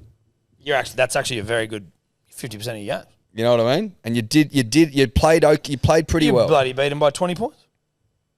You know what I mean? And you've got some players that fuck in the side. Yeah, you do. So there you go. Hey, we're not too big or too proud to call out when we make And I don't even remember what I said about the Titans last week. I'm sure it wasn't glowing and I'm sure it wasn't positive. No. But I'm here to tell you that my tune has changed somewhat. Slightly. Ever so Good to slightly. see Tino back. Great to see Tino back. Love Tino. Big, thick, terrifying Tino. Terrifying. Tinosaurus Rex. I'm sure Vossi's going to call him that at some point. Probably. Well, he called fucking Fergo Blakeosaurus Rex. Who called the Manly game last night? Was that Vossi or was that Warren Smith? I think it was Warren I Smith. think it was Warren Smith. Which is why I didn't want to fucking stab myself in the ears. And that's only when he's calling Manly games. I'm not shitting on Vossi as a commentator. I'm saying he hates Manly, and so does There's a Brent. couple of things that the rescue dog did last night, and he was just like giving all the credit to DCE. Like there was almost like a 40-20 attempt that the rescue dog almost kicked. He's like, geez, Cherry Evans has been good. And I'm like, right, okay. Maybe have a fucking pay a little bit more attention, Warren. Yeah. But that's the sort of game that DCE was playing. You just assumed. He was No, doing well, it. he was in everything, but at some point it's almost like, okay, Luke, rescue dog Brooks. The benefit of coming to a club like Manly is when you have a shocker, and the team has a shocker, you won't get blamed. Unfortunately, though, when the team is absolutely firing, unless you are the only one firing, you also will get no credit for it. Correct. I don't know where you want to be there, but that's probably Well, better than being the Tigers. You know what? He's probably just like Or it was. I like being unambiguous. No, ambiguous, I like being inconspicuous. Inconspicuous. DILF Life. Eels, dogs, Whatever. mate. The Eels sucked. Eels are shit. Dogs came back to their level with 2 players out in Kickout and Burton, and they got it done. I don't know what else to really say here. The Eels are toilet, and I don't want to go on about it. Like I feel bad to the Eels. They started off okay, but again, you would say it's an improvement on previous weeks, but it's still shit. Zach Lomax tried to put the fucking club on his back and carry them. I think he ran. Did he have 30 runs yesterday? Something like that. 30. Something like that. Can you look that up? I might have misheard. He had 31 runs for 303 metres. Wow. What's all this crap? You Looks got like stuff, mud. You got poo on your shoes? It must be mud. You got mud on your shoes? You'd be able to smell it if it was poo. Well, but are you, Well, I'd mud, be are able to you traipsing about in mud? I must have. Where are you getting into mud? In the city, bro. It must have been out the front. Fucking. It's the only place I can think of where mud would have. We need your hit Wish the shoe. Wellingtons on, brother. I know, dude. Seriously, put me Weshies on. Without Moses, the Eels stink. And like, put it this way: if he didn't come back, they'd get the spoon. Well, it'll be interesting to see how they go when he comes back, because he does change things. He does change things. They were not as bad as previous weeks, but Zach Lomax was superb, though. Superb. Yeah. God, I feel sorry for him. Yeah, it's tough. That is real tough. What did because now we reach the Manly game again, and I'm happy to talk about it again. Do you want to go back to it? Well, I just was interested to know about what Sticky said, because Sticky had a fucking Sticky wasn't happy post game. A lot of people are blowing up saying that. Just back to the Manly game. Yeah. Blowing up being like the refs fucking ruined the game. The try they scored first was 100% a shepherd or an obstruction. And then also Corey Horsburgh is not fucking square to the markers at all. That's a professional foul. That's a sin bin. Learn the fucking rules, cunt. But Ricky was like, there was nothing wrong with that. No. Corey fucked up and we scored 3 tries. Get over it. Yeah. Get over it. Yeah. That's how it works. Yeah, 6 agains. Now, when we played Manly when we played the Warriors and we got 6 again out the arse, that was just bad refereeing. In this game, you were ill-disciplined. You were ill-disciplined. Try being a bit more disciplined. Maybe bloody coach with a bit more discipline. Excuse me. Chili Willy. What's with all the chillying? What did you think of the decision to have our try disallowed? After 20 minutes of having no football, we get a set around halfway, score a wonderful try. It's really difficult coaching when you don't know the rules and don't know the interpretations, because I've got no idea. So Ricky doesn't understand the rules of rugby league. Well, that's on you, bruh. And I love Ricky. Yeah. But if you don't know the rules of rugby league, I can't help you. Well, Corey Horsburgh went outside shoulder and stayed in the line, so that's why. My ball play was hit late. We want to make the defenders defend this year. That was what the rule was when Wayne and Ivan and I sat down with Ashley and Andrew Abdo and Graham Annesley, but that's gone out the window. I wasted 2 days coming up here. I don't know the rules, and there's a lot of other people that don't know either. We want to make defenders defend. My ball player got hit after he passed. If that was a couple of other players, I know exactly where the penalty would have been sent. The whole He's game talking about changed. Hamoli ironing out. Fogarty? Was it Fogarty? I can't remember. Yeah, it was Fogarty. Irons him out, by the way. But it was a line call, and I will say this, Ricky Stewart. You know who was happy with it? Cooper Cronk. You heard of him? He thought it was play on, so shut the fuck up. Yep. Sorry. Cooper was happy with it, mate. You're biased. Cooper doesn't have a dog in the fight. No. Cooper. And he said it was play on. You'd argue Cooper hates Manly because we've been a good side for so long. And we beat him in the grand final. 100%. In fact, you would argue that it would have had to have been far worse for him to call it the other way. No, you get it. I get it. I know what you're trying to say. Don't worry. I got it. Thanks. Do you think the listeners got it? Yeah, or do you think mate, I should have another go? Go again. No. Okay, good. Don't ask then, I gave the opportunity. Now, just let me quickly get up me. You know what I wanted to go back to, dude? And I just need to... The sign. Good Day Hill. Good Day Hill. Manly, how good were we? No, Shibasaki's goatee. Dude. Yeah. I think we should see more goatees in the league. Well, like, I was starting to think about goatees of note. Tony Carroll. Noties. Tony Carroll, Shibasaki, Robert Whittaker. I thought we were talking rugby league. You're talking Well, listen, Australian goat's a note. Look at that, dude. Yeah. Can you find that meme where go down to the Cowboys one. Look at it there. It's long and thick. Can you find that meme, Tobler, where it's like, or there's like something you can put over your goatee, Edward? It's like a how to shave in a goatee. Yeah. Because look at that fucking You want to thing. grow goatees? No, I don't. Fuck no. It'd be funny. Kempy can grow a goatee. We should grow goatees at some point. Yeah, we should at some point. Maybe there'll be like a goatee bet. Yeah, that's not a bad idea. Yeah, look at this. That's how Shibasaki gets his job done. And that's what we'll have to do. We'll have to buy them.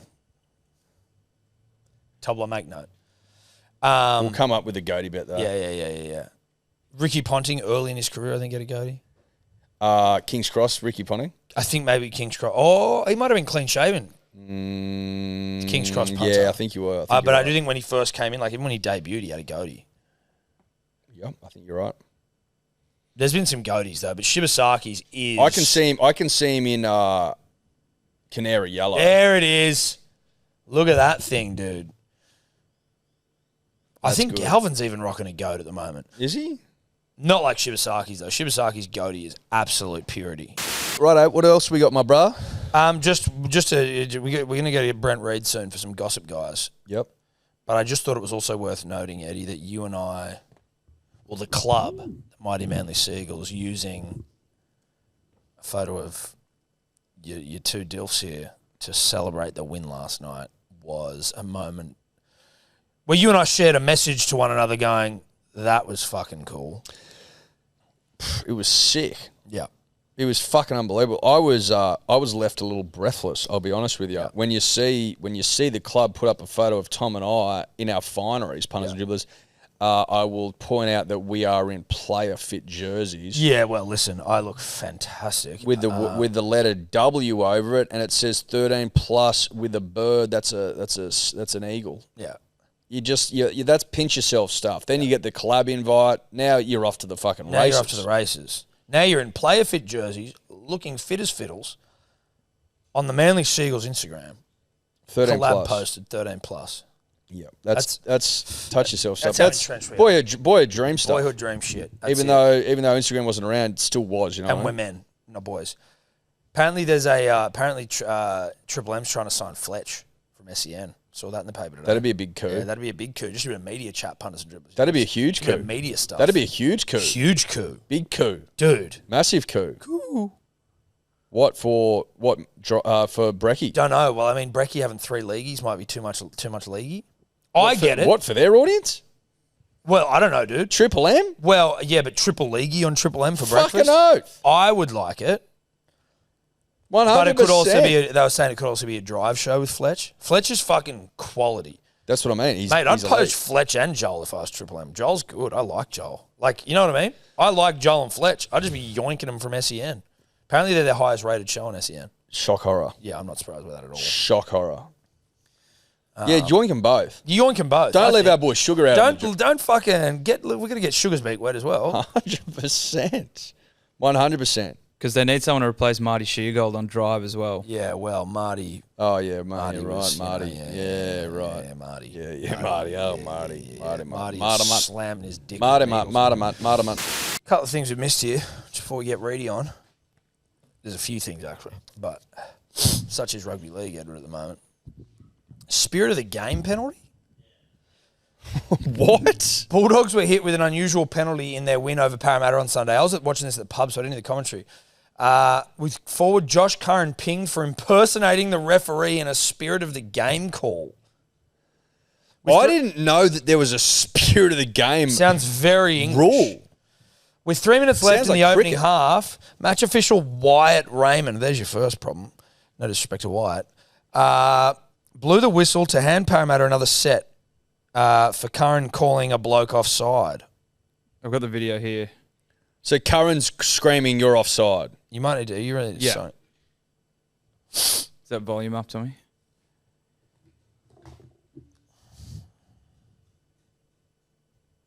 Go to.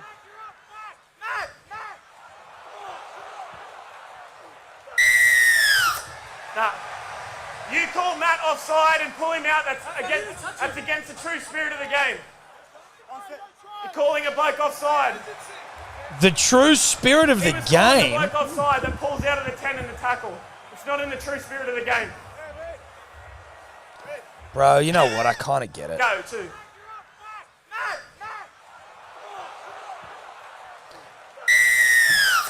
Nah. Listen, it sounds really lame. I think you just go, you can't fucking impersonate me. No. Why do you have to call it spirit of the game? Well, listen, I think when players impersonate, like a teammate of the opposition, when it's like, "Oh, pass, yeah," and they'll, you know what I mean, like in a quick hands or something. Like sometimes they'll say it, and but you're impersonating a player. You're impersonating a player, not the referee. So that's the difference. So I actually think that I can get it. Now, obviously, it's a bit Magoo the way it sounds. It sounds Magoo from bottom to top of the whole thing. It's Magoo everywhere. Any way you slice it, it sounds Magoo. I love that. It's such a big difference between league and union. Like if you're impersonating in union, you have to be like number 7, number 7, number 7. You know, but in league, it's like Matt. Yeah. Like even the refs call everyone by their first name. Yeah, they do, don't they? You're offside, Blue 7. Yeah. So different. Yeah. So different. Anyway, Spirit of the Spirit game. of the game. I tell you what I've got a problem with is that it doesn't align. Like rugby league, working class, the term spirit of the game, they don't mesh. No. The spirit of the game is to impersonate the referee, I think. Yes. Like, that is the spirit of rugby league. Spirit of the game feels like laws. It feels like, the MCC, the Maribor Cricket Club. Like, that's what it feels like. Yeah, no, it's spirit of the game. tough, It's gentry. tough shit. Yeah, it's aristocracy. Yeah. It's not Spirit of the game working in rugby class. league is dicks in schooner glasses and pretending you're a referee. Well, that should be the rule. Don't fucking pretend to be me rule. Exactly. Don't make it sound too hoity-toity. Yeah. Because you'll scare off a lot of the fans. They're like, what's your spirit Mate, of the game bullshit? I tell you who's going to get really, really, fired up about this. Bulldog Richie. Well, I can see him writing a piece about this. Yeah, but I can't. But I don't know which way he'd go. That's the thing with Bulldog is he seems like the sort of guy who'd say spirit of the game. What's the spirit of this game bullshit? Yeah, what's this woke bullshit? What's this woke spirit of the game crap? I think it's all right though, but I think it just needs to be the don't impersonate me cunt rule. Yeah, I completely agree. That makes it way easier to digest for the rugby league man or woman. Simple game for simple people. Come on, baby. Yeah. Oi, don't impersonate me, brah. That's it. It's just the wording, Tom. Yeah, that's all it is. It's really just about the fine print. It's the fine print. I'm happy with the rule in principle. Yes. I don't like its communication. Yes, that's right.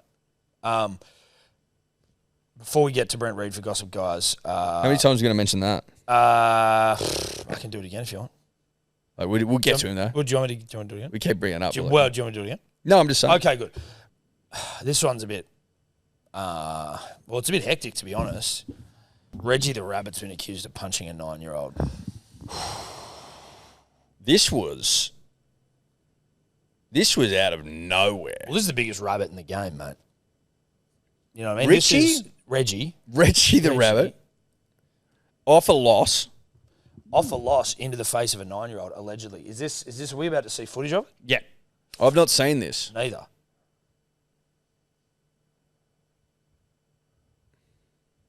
Oh! Put one on that kid's chin. That's some of the most disgraceful footage I've ever seen. What? Reggie, what's doing, bro? Now listen, you as the preeminent rabbit in rugby league cannot be decking kids. That kid's lucky he's still got his jaw intact. He's Fractured orbital. mate. He's pawed him. That's a straight paw. Yeah, it's Look at that. Look at that. Look at that in freeze frame. Not good. No, not good. And why has he pawed him? I wonder. Well, I Tough don't know, it loss. looks like he's coming in for a hug. Kid's just trying to hug a rabbit, as we all like to do. A little cute bunny. Bunnies are cute. That bunny's a lot cuter after a loss as well because it's a bit more like down Limp and and sad limp. bunny. And it's a sad, cute bunny. Like that's what Reggie looks like. Yeah. Kids love bunnies, dude. Kids love bunnies. Kids love bunnies, and he's come to give the bunny a hug, and Reggie smacked him. Now, some people are saying 9-year-old Cronulla kids are little shits. 30 to life or what? Well, I don't know, because it depends on which. Some people in the comments have been like, if you're a 9-year-old Cronulla kid's are little assholes. Yeah, they are. And just like broad strokes here, obviously not all of them. Yep. But if you're a 9-year-old in the Shire, you're probably a little shit. Well, you could be. You could be. You're speaking in generalities here, Obviously, that's exactly the way I'm speaking. I'm speaking in which is the only way one can speak. when I can't speak to this young gentleman specifically. He might be a great kid. Where does the blame fall? Does it fall on Reggie, the identity, or does it fall on the man in the suit? Oh, it's the rabbit. Because you become a rabbit once you that. You know that. You've done it. You've been a rabbit I've before. been a rabbit. Like, so from You tell me. from my perspective, Reggie the Rabbit's got to sit on the sidelines. Yes. He gets a suspension. You can't just replace the man in the suit. Okay. That's not the way it works. Because the brand Reggie the Rabbit is now tarnished. For example, if Bugs Bunny shot and killed someone, would he be on telly next week? But it's a different fucking artist. No. No. Bugs killed someone. Yes, the cartoonist went rogue. Yeah. Okay? But Bugs murdered someone. But Bugs murdered someone, and kids saw it. Yeah. So you can't roll Bugs out the next weekend with a big disclaimer. This is a new rabbit. Kids don't know the fucking difference. All they know is that they're now scared of Reggie because he goes around punching kids and want hugs. Yeah. Not good enough. Does Reggie go to the judiciary for this? Is this a grade 1 striking charge against Reggie, or is it because he's not a player? This is more game and distribute. Is it a no fault stand down? Well, I think it's no fault standout. There's been fault. Well, yeah, but it's got to be investigated by an independent body. Well, I mean, but then he's got to look at 8 years. No fault standout. He's looking at 8 years. I don't think you get 8 years for that. You don't? Well, I don't know. We get the law up. But in terms of a judiciary, if you were to stars on the blower, yeah, if you were to strike someone like that, what are you looking at in rugby league? 8 weeks. Yeah, maybe. If you punch a bloke, how long are you getting? Grade 1 striking. Now, is this a mother who's come in and complained? Yeah, she's spoke to news.com.au. Of course she Benji has. popped his hand out, as you can see in the video, and he went to get a high five, but was pushed away instead. He was then told off by security guard for getting too closer for touching him. Well, maybe you're not meant to touch rabbits, you know what I mean? Maybe the rabbit's like a bit... Geez, Reggie looks... I've taken him to the police station this afternoon and they've told me they can't do anything. They don't see it as an assault. Now, I will say this, if we can just come back into the land of the fucking logic for a second. Based on that video, that Cronulla mum is a complete psychopath for taking her child to the police station for whatever that was. You know what that was? That was a shy mum looking Money, for Reggie. Was she trying to rinse Reggie? 1,000%. 1,000%. You think she's trying to fleece a good, honest, hard-working rabbit? You watch that footage, nothing about that screams police station for me. No. I think that is fucking absurd in the extreme. But if you're looking for a dollar bill, y'all, maybe you do go down to the police Police station. don't see this as an assault. No, mother of a Cronulla 9-year-old. No, they don't. Shock horror. Because that was a rabbit saying, "You're too close, man." Shout out to Dave Chappelle, if I think it was a Chappelle skit I was just doing there. Oh, that wasn't a Tommy Burns? I didn't just break into Jamaican accent for no reason, put it that way. I would have liked it if you Yeah, I know. So for striking grade 1, the first offence is just a $2,000 fine. Well, there you go. I'm sure the club can pay that for Reg. I'm sure Reggie's got a couple of carrots nestled away. Burrowed into his little fucking... Well, you'd have to. Winter's coming up. You know but what he I mean? might be a long winter, though. Well, Easter's coming up, and that's a big time for rabbits. This is the last thing Reggie needs on the fucking cusp of Easter. You know what I mean? He's got, mate. This is the last thing rabbits need. But you with that in mind, you can almost forget Reggie. He's thinking about Easter. He's got his head on Easter, which is on the 18th, weekend of the 18th of April, which is also when there is a huge race day, and we will get to Well, we're that. inside the month now between Easter. This is like a player getting done in pre-season for something. And it doesn't shock me that a Cronulla mother is allegedly trying to fleece a rabbit this close to Easter. When everyone knows that there's no more attention on rabbits as there is right now. Well, he's under a lot of pressure. He's on a lot of pressure to deliver eggs and to pump up crowds. Yeah. And his team's not winning. No. Easter's around the corner, so he's got a lot of fucking, this is the busiest time. And a little shit from Cronulla has probably whispered a couple of things, unpleasantries, I would have thought. The mum's who's probably left out. Well, yeah, exactly. Who knows what he said? Yeah. What Fuck did he you, say? Reggie. Yeah, fuck you, Reggie, you little rabbit. Your team sucks. Yeah. I don't believe in you. And you're shit. I don't believe in Easter. Yeah. And you're not real. Oof. That would have hurt him. You're not real. Yeah. I know you're just a fucking 80-year-old guy in there. That would have rocked him, mate. Yeah. Because you put the suit on, you become the bunny. You become the bunny. And if you I know that. I've lived it. I've breathed it. You'd smack a kid if he lipped up to you, wouldn't you? Well, mate, we almost got in a punch on with a fucking weird stalker chick at the mall. So people don't respect rabbits generally, is what you're saying. That's a true story. I've told you that yarn. I know. You had to run and hide. We had to run and hide. She followed us into the bloody bowels of this mall. Because she wanted eggs? She wanted to fucking throw down. Jesus. So it happens. Yeah. I know. I've seen it firsthand. So Reggie's got his tail up because he knows that, at any moment he might have to bloody put the hands up. Yeah, well, he did. He had to smack a kid. Not an assault, and it's insane that it has even become news. Yeah. Shout out to the police for just calling it as they Shout out to the police going, no, absolutely not. 9-year-old got pushed by a fucking mascot. I reckon we call Brent Reed now. Yep. See what he reckons about Reggie. We are brought to you, punters and dribblers, by our good friends at Good Day. We really appreciate those guys over at Good Day and the support they give to us. Fuck, the sign looked good at Brookvale Oval yesterday, didn't it? BeGoodHealth.com.au is where you go. The code is Dribbler. That gets 10% off. A subscription gets 20% off. But let me just read you a review off the rip. These can all be found at BeGoodHealth.com.au as well, these reviews. 5 stars. Better than expected. That's a backhanded compliment if ever I've heard one. After a word-of-mouth review from a random, I purchased Good Day's daily multivitamin. Delivery was prompt, 2 days. And the results are what I can only describe as amazing. I'm 58 and I play golf, gym 3 times a week, and work long hours in construction. My energy levels are heaps better and my mental clarity has improved immensely. I only bought 1 box to try it out, and after 2 sachets I subscribed. Excellent product. We don't buy these reviews, punters and dribblers. We don't buy them. These are people that offer it up because they like the product and they get real benefits from it. It's the least you can fucking do. If you feel like doing anything, Jesus Christ, a couple of vitamins wouldn't kill you. BeGoodHealth.com.au, code is Dribblers. Subscribe for 20% off. Uncle Reedy, how are you? Hello. I'm good, boys. How are you? Yeah, good. Uncle Reedy. Good to have you back. Uncle Reedy, what's happening there? Well, mate, we were saying that's what Kalen calls you. Oh, please. Mate, thanks Actually, for coming I back. texted him the other day and he said, always great to hear from you. And I thought, oh, that's the nicest response he's ever sent me. I thought, how good's that? Anyway. So we're not too far off. Mate, No, we're getting there. people loved Gossip Girls last week, man. Yeah. Oh, did they? Yeah, they loved it.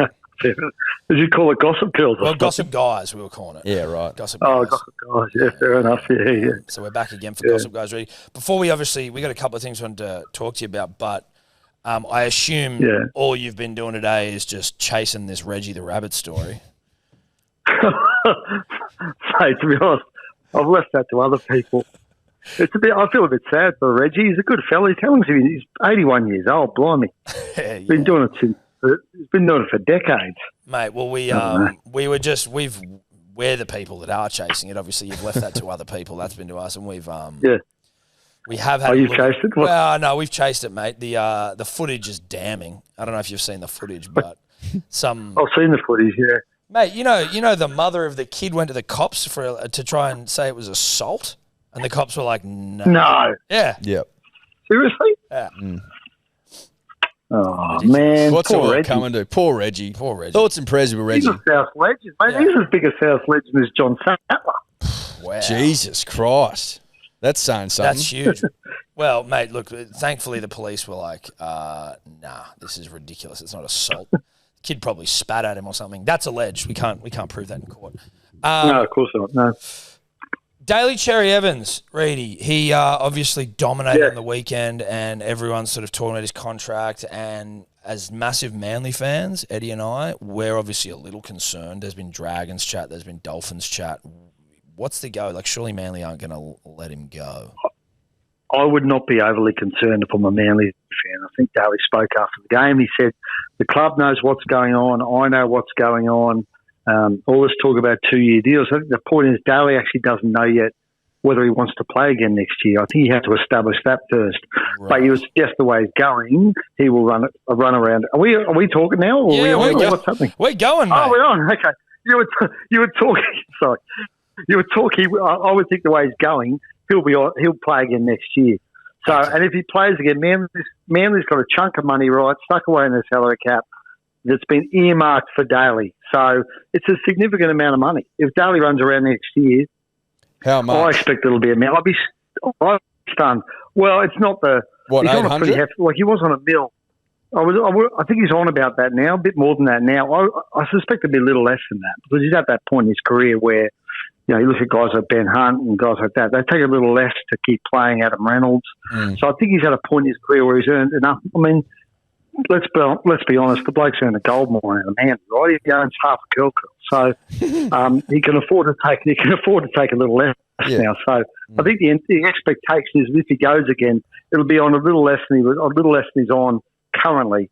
But I think this is going to come to a head soon, actually. I get the feeling that everyone's a bit sick of all the talk about what he's going to do. Daly, the club, And I reckon they'll sit down reasonably soon and we'll have a resolution. And I think that resolution will be he'll play again next year on a 1-year deal, and there'll be some form of agreement where early next year they'll sit down and talk again about the year after. That's how I think it'll unfold. So essentially, according to you, all these people out there saying that he's a good chance of leaving the club to go for big money elsewhere is just complete poo-poo.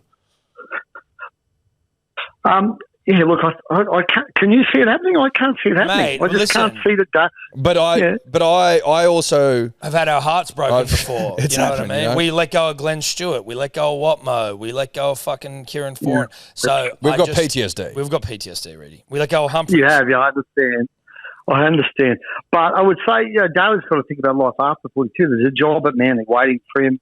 Is that job there if he leaves? Maybe not. So, I think with that in mind, and look, I reckon it'd be madness for Daly to leave. He's got a legacy here.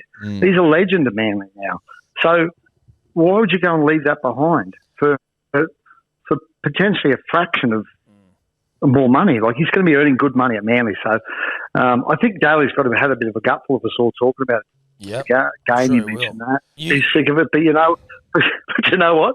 We're going to keep talking about it. Fucking oath he will. You because just he's said, a big name, and that's what we do. You just said Daly has a legacy here. Now, is that because you are living on the Northern Beaches, or is it because you are a Manly fan yourself? I know journos don't like to admit they're, No, I'm a Northern Beaches. I'm a Northern Beaches guy. I live Stone's Throw.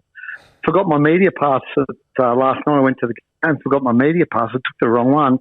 I'm so close to the ground. I got my car, drove home, got it, went back to the ground, and still made it by kickoff. So I'm a stone's throw from Four Pines Park these days. But as a Manly so fan, I'm a Manly man. Well, it's a funny story. I grew up a Manly fan. Johnny Gibbs is my favourite player, but I grew up in Brisbane, and I love the King. So when Brisbane came in the comp, I switched in '88 to Brisbane.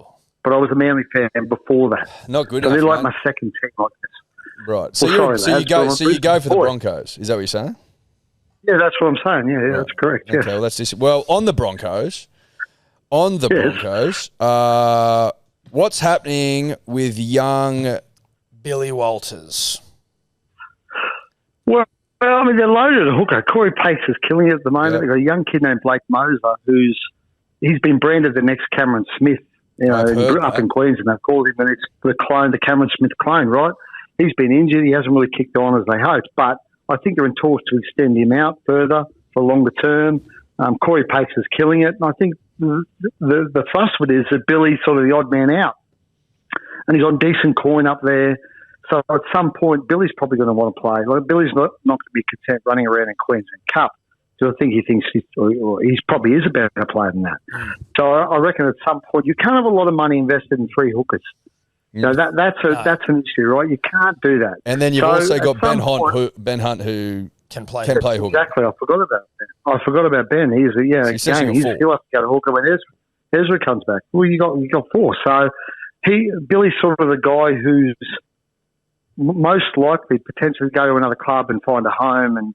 And obviously he's been in Sydney before. He was at the West Tigers, so he knows Sydney quite well.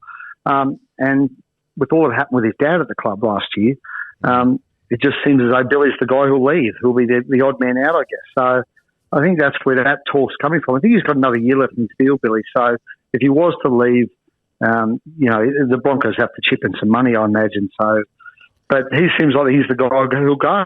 Who do you reckon would pick him up? Billy. Who do you reckon would pick him up? Well, I'm just thinking off the top of my head. We're just spitballing here. You've thrown that one on me. Yeah, we did. That was a late notice spitball there, Reggie. What do you got, I would have said South, but they signed Brandon Smith, so they don't need him now. That would have been an obvious one. And Kevy's got a relationship with Wayne. I tell you, actually, what about Manly? Because Lachlan Croker's had a few injury issues. Manly's not a bad one, actually. Yeah, but we've got Goatee Chankam Tong there. We've got but Siebes knows Billy from Brisbane. Does he? Oh, Jake Sitkin, that's a good point, yeah. Mate, anyway, he's a versatile player, though. Yeah, he is. I'm not dying for Billy Walters at Manly, but fuck, we poor Billy. Signed some people. I know, poor Billy. Mate, it was. I don't know. Do you read your opposition's newspapers? You're a Daily Telegraph man, Men's Women's Weekly. Do you read them both? Yeah. Of course I do. Yeah, you've got to be across the news. You've got to occasionally we miss stories. You've got to be across them, yeah. Listen, I'm just checking in. I'm just making Why sure. do you ask? Well, because Neil Breeny. Breeny, yeah. Well, he's mentioned in the Herald today that Galvin could be the NRL's first $20 million man. Everyone's coming in their pants about $13 million for Dylan Brown. Galvin being $20 million. Is that just some hyperbole shit? Are we close to seeing $20 million? Like Galvin's off contract end of the year. He's 19. What's what? Well, I know he's got another year to go, actually. He can start talking to other clubs on November 1 at the end of the last year of his deal. The Tigers are going to make him a big offer. It's not going to be $20 million. I mean, they're not in that realm yet. I don't think anyone is. But, I mean, down the track, obviously, someone's going to hit that target because the cap's going to keep going up, particularly if V'landys gets the TV deal he wants. But, I'm not sure it'll be Lockie Galvin because I can't imagine his next deal will be around the $1 million mark. I reckon he'll get, let's spitball it again since we're spitballing. Yeah, we're spitballing. I think he'll get 5 years, 5 years, $5 million with some ratchet clauses. That could end up being 5 years, $6.5 million. And then obviously you go into the next television deal, the next broadcasting cycle, the cap goes through the roof. Maybe his deal, and he's only 19, so he'll be 24 at the end of that deal. So, he's going to probably nudge close to that $20 million mark. I don't know if he hits it, but if he keeps playing the way he is, and you can imagine in 5 years' time when some players are left the game, he's going to be one of the top 3 or 4 players in rugby league potentially. So he's going to get a huge deal. It's going to be like the deal after this next deal is going to be big. The one after it's going to potentially be monstrous. Maybe he gets that high. I don't know. This is again. It's without notice, but you are informed on this thing. But you wrote a piece on Jamie Humphries on the weekend, who Manly let go, and we're still. Well, they did try to keep him. They tried to keep him. Did we? Yeah, they made him an offer. Yeah, they made him an offer, but he wanted. Was it offer? Yeah, come on. What was it? Be honest with us. Well, he's not on big money at South. It just neither offer was significant. He just wanted to go somewhere where he was a better chance of playing. Right. Well, that makes me feel better. I felt like we let him go, but that was based on vibe. No. I think I was told last week they actually tabled him a deal, but yeah, who told you that? Go elsewhere. Like, was it? No, you can't. Yeah, great point. How do you go about like digging up a source, like a little birdie who tweets to you? How do you go about massaging a source where you're like, I think I've got a sauce brewing over here? Like a hot sauce. You just talk to them. You build up a relationship. You talk to them. You build up trust. Yeah, okay. But have you got any techniques? Do you go bowling? Do you go for a couple? What do you do? No, I might go for coffee every now and then. Yeah. Okay, not bowling. You don't bowl? Bowling, that's no 10 pin? 10 pin. Novel. I might give that a go. Yeah. A bit of rugby league golf and some bowling shit. Let him put the fucking gutter guards up so he wins. Or her. Before you go, have you got any whispers, hot whispers that you heard recently that we might want to know? Hot whispers. Again, we're putting you on the spot, so you may not have hot there whispers. might not be. You put me on the spot. You love doing that to me, Dave. Stick me on the spot. This is the way it operates here, Reedy. We don't have we'll come in with a bit of a plan and then that just popped into my brain. I'm like, I wonder if Reedy's got any hot goss that he wants to tell me. Yeah. I've heard there's a few clubs sniffing around Kai Pearce-Paul, the Newcastle back row. You know Kai Pearce-Paul, Tommy? Yeah. Very good footballer, but he's off contract at the end of next year. End of this year, sorry. And there's a few clubs sniffing around Kai Pearce-Paul, so the Knights might have a fight in their hands there to keep him. Interesting. I've heard that on the grapevine. Well, he feels like he's not reaching his full potential at Newcastle. I don't know. That's just the vibe. Everyone seems to be very high on him, and it doesn't seem like there's he doesn't seem like he seems like if you watch his highlights, from Super League, I mean, he was in Super League. They used to compare him to Sonny Bill Williams. He had these amazing offloads. We haven't really seen them in the NRL yet. No, we've actually got. So I think we're scratching the surface with him. We've heard the similar things about the English Sonny Bill, and so we've actually got a huge cutout of Kai Pearce-Paul, funnily enough, in the studio, mounted onto Sonny Bill Williams' body, because last year all we heard was that he was going to be the next Sonny Bill, and he scored one try last year. Let's be honest, he didn't amount to that. No disrespect to Kai Pearce-Paul, but listen, I wouldn't mind seeing him at another club. Yeah, I think it's a strong chance of happening. I think, as I said, I think the Knights are taking their time with him. He's on huge money there, huge money. Is he? So, oh yeah, he's on big deal, over 700. Really? So, he'll obviously have to take a pay cut of some description. Wow. I suggest that there'll be some clubs fossicking around him. One more before you go. One more, I promise. And it's this is completely without notice. But Yeah, I'll get another one. off the top of the dome, who is a forward on $1 million a season who's off contract November 30? It was in Saint Sinishush, and we're just trying to work out. November 1. I'll tell you the guy who ended his last year of his deal on November 1, Payne Haas. So Payne Haas, November 1, starts the last year of his deal. So if he hasn't got a deal done with Brisbane by November 1, he goes to market. Wow. Can you imagine the clubs chasing Payne Haas? Oh, my I think the Broncos are about to sit down and talk to him about a new deal. We talk about $20 million man. I mean, his next deal is going to be biblical, significant, wow, massive. There you go. Good stuff, Reedy. Love Thank it. you very much. Good on you, mate. We threw some shit No at you worries, there. mate. Yeah, that's all right. That's all right. All right. I was ready for it. I learned my lesson last week. yeah. Punters and dribblers, a reminder that if you want a brown punters and dribblers cap, the only way to get the remaining few is to buy a case of rosé. Head to hellosport.shop, buy a case, you will get a hat with it. Yep, that's right. The last of the brown cord punters and dribblers are attached with a case of Big Day Rosé, the final rosé stock, the final hat stock. You do not want to miss this because otherwise you'll miss it. You know what I mean? And then it'll be missed. And then it'll be missed, and that would be silly. And then you will have missed it because it's missed. Hellosport.shop. That's where you go. Yep. Tars defeat the Brumbies, Edward. First time we've beaten them in how long? 13 games. So is that since are we playing them twice? since 2019. Since 2019. Yep. Wow. Yep. God, it's good to beat the Brumbies. And we looked good doing it. And there was a pretty good crowd. There's a pretty good crowd at Allianz. For bloody rugby, it was a good crowd. And when we talk rugby, by the way, it is thanks to our good friends at Stan Sport. Fucking oath it is, Tom. All games of rugby on Stan Sport. Dude, the quality of rugby this year has been fucking fantastic. If you don't know, well, now you know. Bro. But look at these scorelines again. Force Pump, the Drew, 52-15. Blues Crusaders, 42-19. Moana Pacifica lose to the Chiefs, 50-35. Highlanders lose to the Reds, 29-23. Tars beat Brumbies, 28-23. It was down to the wire, the Tars Brumbies. The quality of rugby union is absolutely horny. But this Tars Brumbies game, I tell you who's a good style of a bloke. Who? Max Jorgensen. Yeah, dude. Big fan of Max. Max Jorgensen. Big fan of Max. Like, he's a classy little piece of work. Yeah, he's a classy piece of work. You see that chip kick he put in? Classy piece and of work. then, just back on the foot. Mate, you must have played a little bit of soccer, mate. Yeah.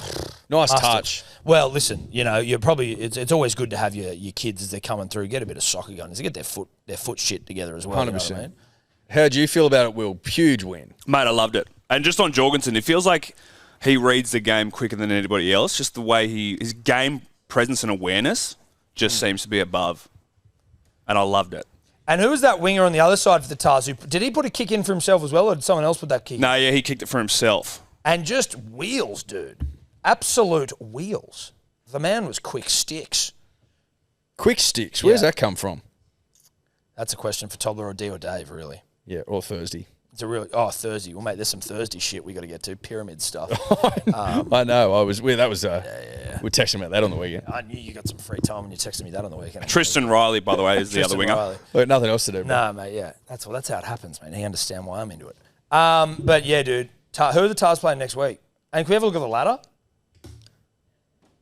We're up against the Hurricanes. Oh, Chiefs, Crusaders. Now Reds, look at this. Look at Tars, this. Reds, Brumbies, Tars, Force. Reds, Tars, Brumbies, Force. 3, 4, 5, 6. Good stuff. Yeah, that's Good great stuff. And don't know who that is. That's really good stuff. That's hot shit. And so who we play next week? Hurricanes. What day? Friday. Also, the Tars are missing Gordon, the skipper. Yep. Missing Faketi and also Swaliti. Dude, when's Sully come back, for God's sake? Come back, Joseph. Buzz Rothfield was like, he shouldn't have been down at the F1. He was like Buzz wrote this thing on Saturday or Sunday. Where Shout out to Piastri who won China's Grand Prix. shout out to Piastri. But so he was like, Dylan Brown was in the box in Melbourne with the Penrith coach when even though he was injured, he was down there. He was like, Suoliti didn't go to the Waratahs game up against Queensland. He was down at the Formula One. You know, he's the highest paid player in the game. He should be doing more. And I was like, Buzz, you could argue that there wasn't a single player in rugby union who Louis Vuitton was going to ask to come down to the Formula One and be with Dan Carter.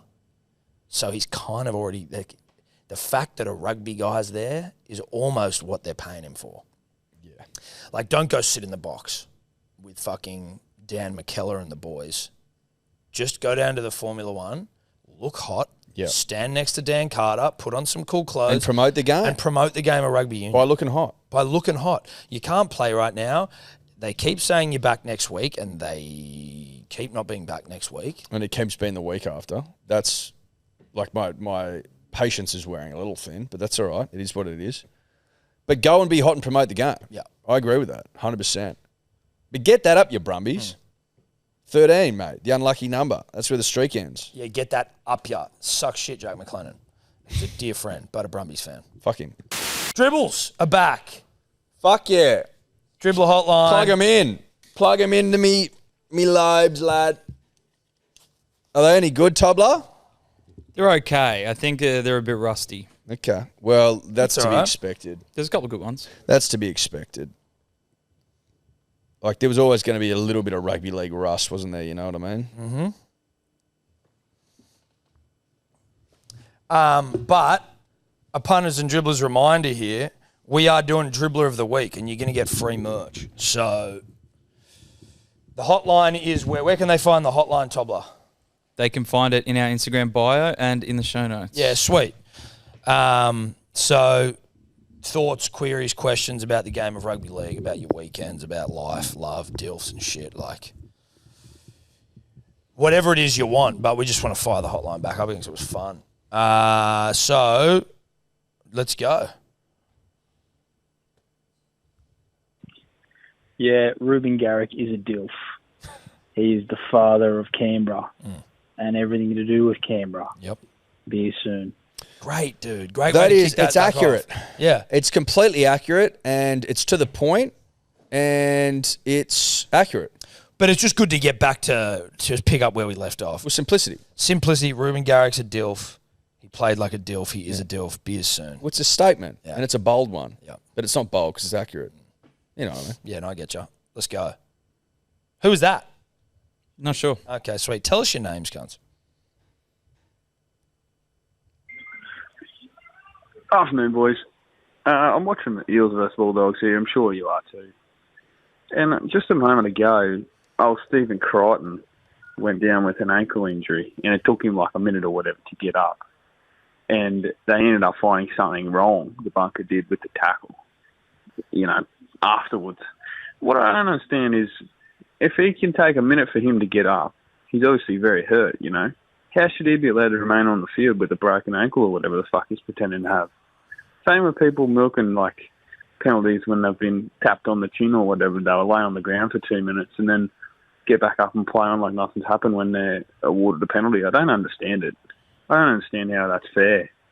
And then anyway, it's just me complaining, but let me know what you think. If you're that hurt, you should be sat down for a bit. Well, for you your should own be safety. dead, basically. But the problem is there, dear dribbler, is that it's the hip drop. I think it was a bit hip droppy, the tackle from memory. And basically now, if anyone even slightly falls on your ankle, it's like just fucking... It's almost like if someone taps you on the chin, it's the same thing. Stay down, wait till they review it. You'll probably I don't like the reviewing stuff. Neither. Refs should call it on the fucking field. Yeah. Unless Manly's playing. I can understand how the punter and the dribbler get frustrated about that. They need to fix it up if they can. Well, because it incentivizes laying down. Which infuriates the dribbler. Yes, it does. And the punter. And also you saw it a lot in the game on the weekend or the games on the weekend, where there were a couple of ones where players collided, like your Clearys and shit. And then neither player, and not specifically Cleary because he was KO'd, but like ones where neither player knew whether they were in the wrong, so they just both stayed down and pretend to be hurt, and then they both end up getting up. Like even what's his name? Hughes. Because he was the one that had the collision with Cleary. Yes. Afterwards, he's like going, like laying down. I was like, dude, he didn't even really touch you. He just, you clipped him a bit. He jumped over your shoulder. Yeah. That annoys me. Yes. But it's all gamesmanship, I guess. I don't know. Yeah, but it's annoying gamesmanship. Yeah. So the hip drop tackle is kind of fucking super difficult because obviously you can snap someone's legs in half, but it's like, what are you meant to do? Well, you can't leave the ground. Yeah, you can't like a lion trying to drag down a wildebeest. You got to stay on your feet. Yeah. I also want DILF advice, please. Can you call up with some DILF advice questions? Oh yeah, great idea. And we'll just give it to you because we'll give it to you. Yeah. Sorry, Tobler. Hey, Tom, Eddie, Tobler. So you may remember this from a conversation at the Holy Moly Open, but just casting your minds back to a segment that the two of you did a long time ago when you were bounced out from coming back from the UFC in Perth. And we're talking about plum sauce for spring rolls and how Eddie has never seen a plum before in his life. Yeah. Anyway, the segment was fucking hilarious and kind of became a bit of a statement piece for me and my best friend's relationship, to the extent that the response Eddie gave when he was finally shown a photo of a plum for the first time in his life has become the way we address each other, with plum now being our nickname and often in that voice that Eddie himself used, to the point where this week we actually got the word plum tattooed on our ankles.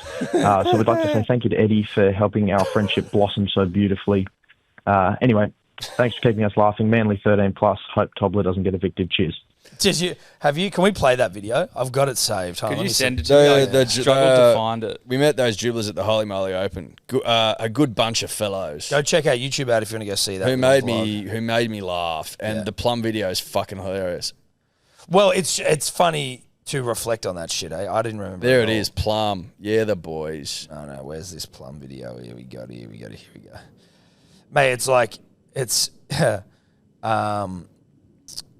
that it reminds me of the time when you said, this was during COVID, when it was like, for some reason we were talking about what's the most exotic thing you've eaten. I think because pangolin was being blamed for COVID.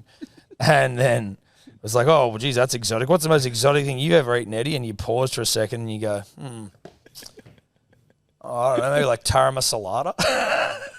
I'm like, a dip? Tarama salata dip. This is the most fucking exotic thing you've ever eaten in your life. Oh, fuck. I hope we find that video somewhere. We've dined out on that for a while now. Let's start this again. We lose the next day. Chinese feed with KO, and it was succulent. Oh, my God, bro. It was shit spring rolls, though, and I can't get it out of my head. No, come out. No plum sauce. So I go, mate, where's the plum sauce? He goes, I'll come back. He brings back fucking some other weird shit. I go, no. Chili, plum, spring roll sauce. You know the one. Pinky, orangey, comes out. Fuck, it's you fucking mean great. Plum sauce? Yeah. It's orange, I suppose. No, it's not. Well, some will bring out sweet and sour. Well, that's a different sauce. It's like a reddy orangey colour. What colour is a plum? They're fucking purple. Are they? There's blood. I don't even know what a plum. I don't even know what a plum looks like. Ah, plum. That's a kid who just seen a plum. First time in his life. Fair income. That's the first time I've seen a plum.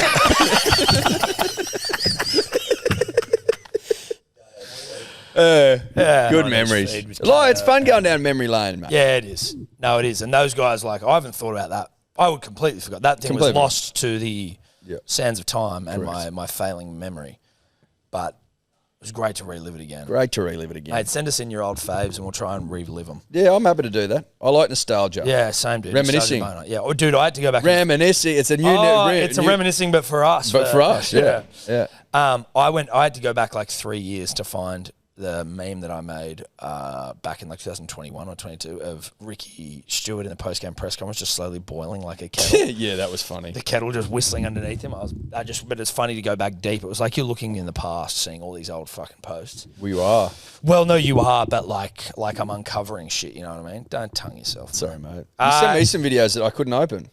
It didn't work. Could you see what they were? Yeah. Yeah, right, I don't know. Tobler, how many more? You got any more? One more in a song. Okay, great. Thomas, Edward, other Thomas, Cody, Sebo, Willie, all those other cunts you got to replace me. This is your old pal, D or Dave here. Oh. It's been a while. It's nice hearing your voices. I miss you guys. It's even more nice that the footy season is back. Not only is the footy season back, Wants to make a bet. I don't think I've ever been more confident Wants to make a bet. of a Melbourne Storm premiership. So I'm here offering you a special D or Dave guaranteed opportunity for another bet for the premiership title this year. It's round 1. It's early. I know the stakes are going to be high. We have to outdo last time. I don't know what I can do worse than smoking my own tubes. That was fucking awful. But I think, considering it's round 1, it should be maybe $5,000 to $10,000 you can give me when the Storm inevitably win the premiership. Feel free to give me a call back. You've got my number. Okay. Look forward to hearing from you. Have a wonderful day. Manly might finish like 7th or 8th if you're lucky. Cheers. Wow, Dave. If you want $5,000 or $10,000, you're going to need to eat a schnitzel turd. If they don't win. You know what I mean? Like one of your own logs. Put it in a deep fryer or something, and then you have to sit there with a knife and fork and eat it. And I don't even want to see that. No, I don't want to see. I don't want to see that. I didn't want to see the pubes either. We'll come up with something. For $10,000? No, 5. $5 grand? No, 2. $2 grand. $2 grand. 5's way too much. 5's fucking ridiculous. We offered 1,000 last year, so we'll go 2. So we'll go 2 this year. But we will come up with this. We'll come up with our end beforehand. Fucking oath. We'll announce that on Thursday. Well, we'll have to give him right of reply, obviously. We'll announce it by calling him on Thursday. Yeah, okay, sweet. I like that. Good to hear your voice, Dave. I didn't even recognise him. He sounds a bit more like a man. He sounds like he's grown up. Well, you know, like when we had him on, he was a boy. Now he's a man. Sounds like an adult. Yeah, he does. Good for him. Yeah, well, maybe the pubes changed the sound of his voice. Maybe. Okay, final thing. What is it, a song, Tobler? Yep, from the Opera Dribbler. Oh, nice. Love songs.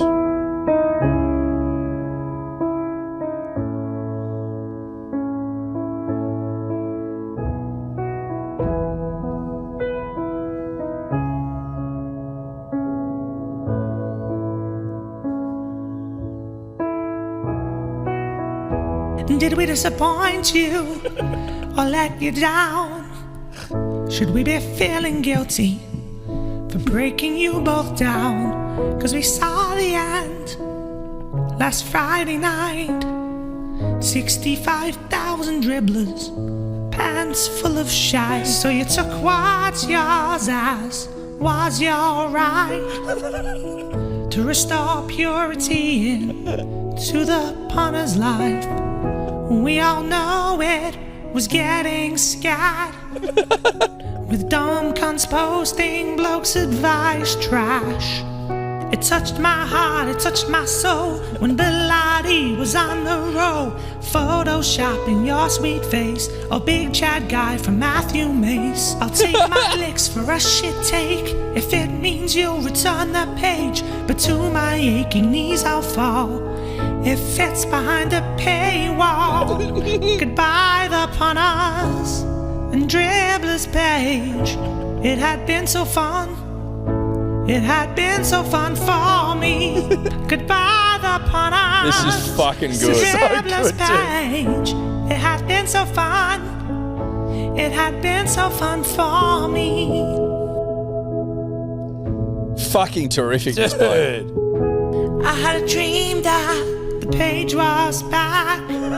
This voice. So when I woke up, I had a fap. Now I must move on, but I'll wait for news from cross-eyed Edward and Tom who poos his pants. There'll be tears in my eyes if there's a rugby cream pie, and we can't all laugh as one at the team it happens to. Goodbye the punters and dribblers page. It had been so fun. It had been so fun for me. Goodbye the punters and dribblers page. It had been so fun. It had been so fun for me. I miss the dribble, baby. I miss the dribble. I miss the dribble. I miss the dribble, baby. I miss the dribble. I miss the dribble. fucking terrific. Wow, dude. Well done. That was fucking awesome. That was unbelievable. I tell you what we should do. We should get the boys to go back and like all the screenshotted posts that we put on the page from punters and dribblers. Put that under with the montage with that music. Yeah. That's not a bad idea. Tobler will love that. Going back through every single fucking. Oh no, Cody will love that. Yeah, sorry, that's a good. So there you point. go. That's good delegation. Good to see you start to delegate, mate. Yeah, absolutely. That's what we want to see from you. Getting better and better. We want to see you start delegating, lad. 100%. Dude, that was awesome. And you know what? That song sums up the punters and dribblers page and what its glory was, and obviously what it did. That's also just a beautiful way to end a great podcast, but also to welcome back the dribbler hotline. Yes. So he got dribbler of the week. With dribbler of the week for the opera dribbler. Well done, mate. We will get you deets and we'll send you something out. That was fantastic. It was your voices. He sounded a bit Bee Gees. He sounded fucking incredible. Yeah, that was loved great. it. Well done, mate. That's us. We'll see you Thursday. Bye bye. Could you two just not talk anymore?